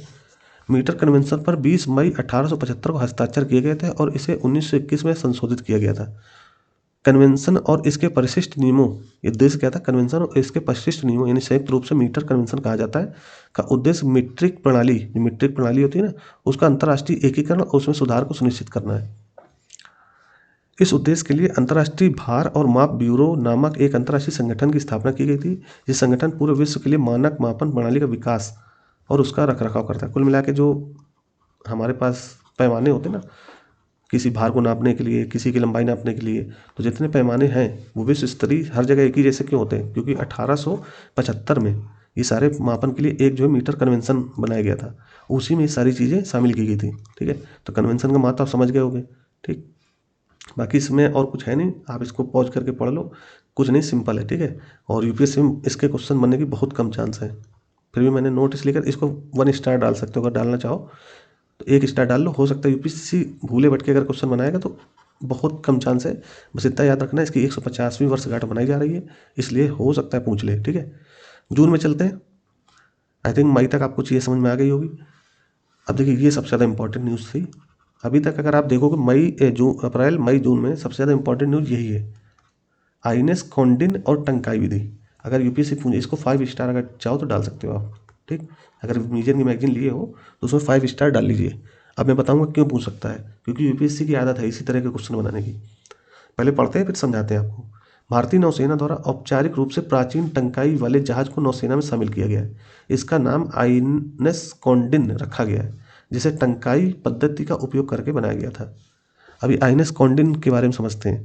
ध्यान रखना, यूपीएससी पूछ लेगा आइनेस कॉन्डिन निम्नलिखित कथनों पर विचार कीजिए। अब आइनेस कॉन्डिन के बारे में निम्नलिखित कथनों में से कुछ ऐसे कथन रख देगा जो यहाँ नहीं लिखे होंगे, ये अलग तरीके से लिखे होंगे। जैसे आइनेस कॉन्डिन के बारे में अगर आप देखोगे तो ये अजंता की गुफाओं के चित्रों में दर्शाए गए, अजंता की गुफाओं के चित्रों में दर्शाए गए 5वीं शताब्दी के जहाज पर आधारित है। अब यूपीएससी क्या करेगा, ये अजंता की जगह लिख देगा कि ये भीमबेटका की गुफाओं में चित्र जो दिए गए उससे संबंधित है, तो यहीं पे आपसे खेल जाएगा। तो ध्यान रखना, अजंता की जो गुफाएं हैं उससे संबंधित जो 5वीं शताब्दी के चित्र हैं वहीं से इसका डिजाइन लिया गया है। किसका? आइनेस कॉन्डिन का। ये परियोजना संस्कृति मंत्रालय, भारतीय नौसेना और मेसर्स होदी इनोवेशंस के बीच त्रिपक्षीय समझौते के जरिए शुरू की गई थी। ठीक, फिर अब ये आइनेस कॉन्डिन के बारे में इतनी जानकारी आपको पता होनी चाहिए। फिर टंकाई विधि क्या है? ये जहाज निर्माण की 2000 वर्ष पुरानी तकनीक है, जिसे टंकाई जहाज निर्माण विधि के नाम से जाना जाता है। ठीक, 2000 साल पुरानी ये विधि है। इसमें कीलों का उपयोग करने के बजाय, मतलब शिप बनाई जाती है, जो शिप आप देख रहे हो इसमें कील नहीं लगाई जाती। इसकी बजाय क्या किया जाता है, लकड़ी की तख्तों को जोड़ने के लिए सिलाई विधि का प्रयोग किया जाता है, जिससे अधिक लचीलापन एवं स्थायित्व मिलता है। कुल मिला के इसमें कीलें नहीं ठोकी जाती बल्कि सिलाई की जाती है ऐसे। ठीक है, इसको आप अगर देखना चाहो तो आप यूट्यूब में डाल के देख लेना। ठीक, कि किस तरह से इस तरह की विधि, ये कौन सी विधि है? ये टंकाई विधि। ठीक, इस विधि से आइनेस कॉन्डिन बनाया गया है। फिर भारत की गौरवशाली समुद्री विरासत, व्यापार और वाणिज्य, सांस्कृतिक प्रसार, नौसैन्य कौशल और समुद्री ज्ञान और समुद्री कूटनीति, ये इस चारों को ध्यान में रख करके ये चीज़ें हमें शामिल की जा रही है किसमें? नौसेना में। फिर समुद्री विरासत की पुनः प्राप्ति के लिए सरकार द्वारा की गई पहले क्या है, तो समुद्री विरासत जो हमारी प्राचीन इतिहास से देखोगे तो विरासत जितनी है वो सारी इसमें शामिल की गई हैं। तो लोथल में राष्ट्रीय समुद्री विरासत परिसर, प्रोजेक्ट मौसम, फिर सागरमाला कार्यक्रम की राष्ट्रीय परिप्रेक्ष्य योजना। ठीक है, ये सारी चीज़ें शामिल की गई हैं। मतलब ये पहले की गई हैं किसके लिए? समुद्री विरासत की पुनः प्राप्ति के लिए। जैसे लोथल में राष्ट्रीय समुद्री विरासत परिसर स्थापना कर दिया गया, प्रोजेक्ट मौसम चलाया गया है, सागरमाला कार्यक्रम की राष्ट्रीय परिप्रेक्ष्य योजना। अब आप विजन की मैगजीन अगर आप देखोगे तो उसमें आपको चीज़ें मिल जाएंगी। ठीक, आगे चलते हैं। अजंता की अन्य प्रसिद्ध चित्रकारियाँ कौन कौन सी हैं? अजंता की जो चित्रकारी उसमें तो आइनस कॉन्डे ने ही किया, लेकिन इसके अलावा और कौन सी चित्रकारी है जो अजंता की प्रसिद्ध है? अलग अलग बोधिसत्वों के चित्र, जैसे वज्रपाणी बुद्ध की शक्ति का प्रतीक है वज्रपाणी, मंजूश्री बुद्ध की बुद्धिमत्ता का प्रतीक, पद्मपाणी बुद्ध की करुणा का प्रतीक। ये भी चित्र आपको अजंता की गुफाओं में दिखेंगे। फिर एक मरणासन राजकुमारी का चित्र, मतलब मरण आसन में एक राजकुमारी का चित्र भी अजंता की जो अजंता की प्रसिद्ध चित्रकारी उसमें शामिल है। फिर चालुक्य राजा पुलकेशिन द्वितीय द्वारा फारसी राजदूत का स्वागत करने का चित्र। ठीक है, पुलकेशिन द्वितीय का जो स्वागत कर रहे हैं चालुक्य राजा। फिर सीबी जातक यानी राजा सीबी ने कबूतर को बचाने के लिए अपने शरीर से मांस का टुकड़ा अर्पित किया था, इसका भी चित्र वहाँ दिखता है। फिर मात्र पोषक जातक यानी हाथी द्वारा बचाया गया एक कृतज्ञ व्यक्ति उसके रहने का स्थान का खुलासा करता है का चित्रण आदि प्रसिद्ध चित्रकला है जो अजंता की गुफाओं में दिखते हैं। तो आई थिंक आपको समझ में आ गया होगा आइनस कॉन्डिन क्या है, और इसके अलावा अजंता की जो चित्र है उसको भी मैंने डिस्कस कर दिया है। और इसको याद रखना, प्राचीन टंकाई विधि और आइनस कॉन्डिन। ठीक है, इसका चित्र मैंने यहाँ लगा दिया है ताकि आप समझ जाओ ये क्या है। ठीक है, अब देखिए खुद से भी मेहनत करके पढ़ना, ये नहीं कि मैंने जितना बता दिया बस सुन लेना चले जाना। ठीक, खुद से भी थोड़ी बहुत मेहनत कीजिए और ये न्यूज़ अपने में शामिल कर लीजिए। फिर प्रतीक और नाम अनुचित उपयोग का रोकथाम अधिनियम 1950।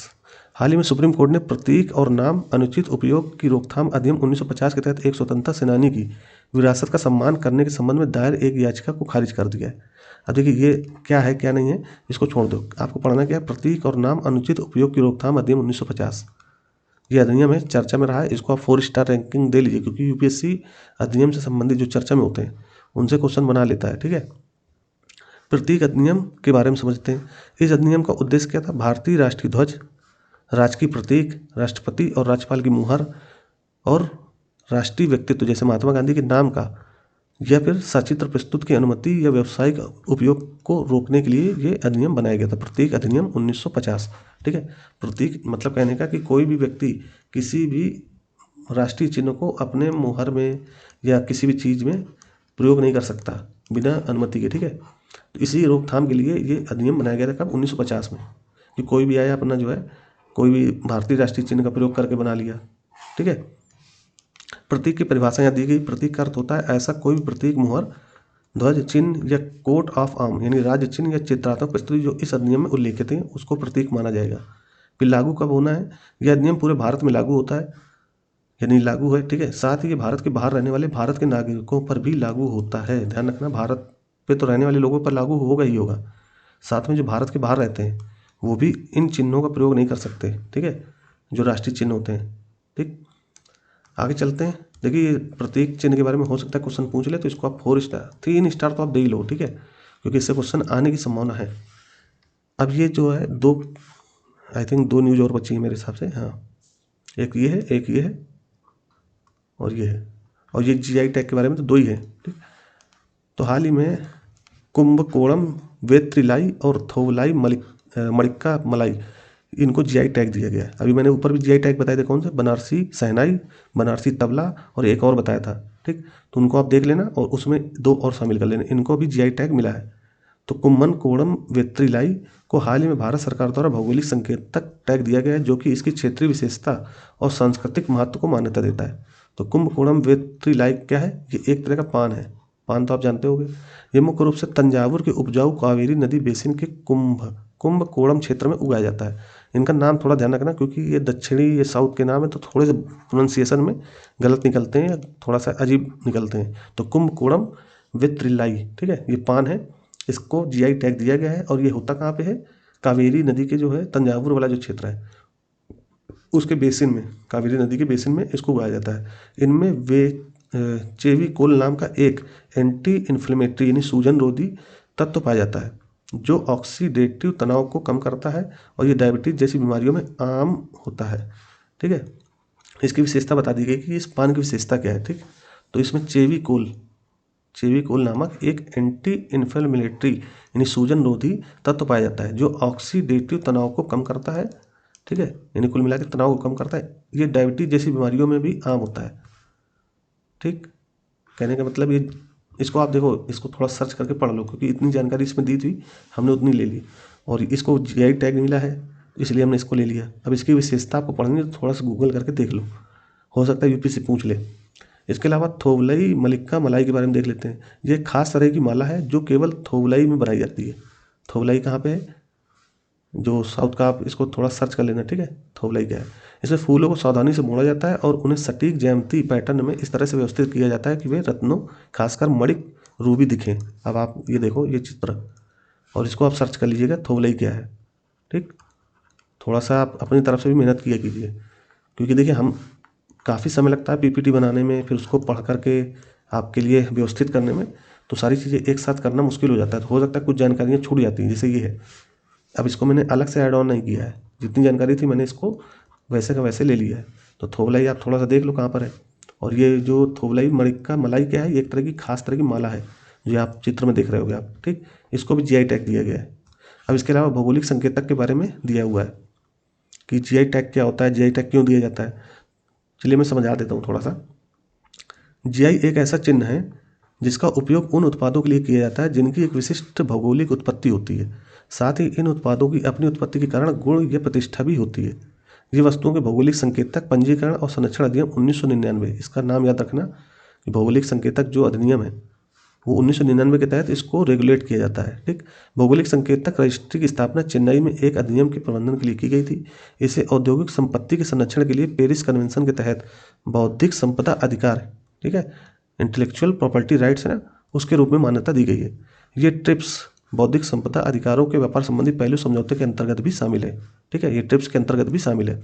फिर नोडल विभाग और मंत्रालय क्या है इसका, वाणिज्य एवं उद्योग मंत्रालय के तहत उद्योग एवं संवर्धन और आंतरिक व्यापार विभाग इसका नोडल मंत्रालय है। ठीक है, अवधि क्या है, 10 वर्ष या उस, और इसे नवीनीकृत भी किया जा सकता है। कल जो जीआई टैग दिया जाता है वो 10 वर्ष के लिए दिया जाता है। ठीक है, और इसको हर 10 वर्ष में आप रिन्यूएबल करा सकते हो। ठीक, सबसे अधिक जीआई टैग उत्तर प्रदेश के पास है, ध्यान रखना, सबसे ज़्यादा जीआई टैग किसके पास है, उत्तर प्रदेश के पास। तो ये मैंने जीआई टैग के बारे में बता दिया। इसके अलावा जीआई टैग में सबसे पहला वाला कौन सा ऐसा जो है चीज़ें शामिल की गई जो सबसे पहले शामिल की गई हैं जीआई टैग में, क्योंकि 1999 में नियम बना, उसके पहले भी कुछ शामिल किया गया था। तो आप कमेंट करके बताओ जीआई टैग में कौन कौन से चीज़ें शामिल है और सबसे पहला कौन सा है। इसकी लिस्ट में फिर कभी दे दूंगा आपको। और आज इतना ही रखते हैं दोस्तों, ठीक है। और मई तक की आपकी पूरी आर्ट एंड कल्चर मैंने कर दी है। ठीक, अगली आपको जो है, अब अगली जो अगला पार्ट जो आएगा वो जो है जुलाई से सितंबर तक का आपको मिल जाएगा, जुलाई से सितंबर तक का। ठीक, तो वो पार्ट 2 में आपको मिलेगा। इसी तरह पार्ट 3 आएगा। तो अलग अलग विषय में इसी तरह हम लोग जो है करंट अफेयर पूरा कर लेंगे पूरे 1 साल का।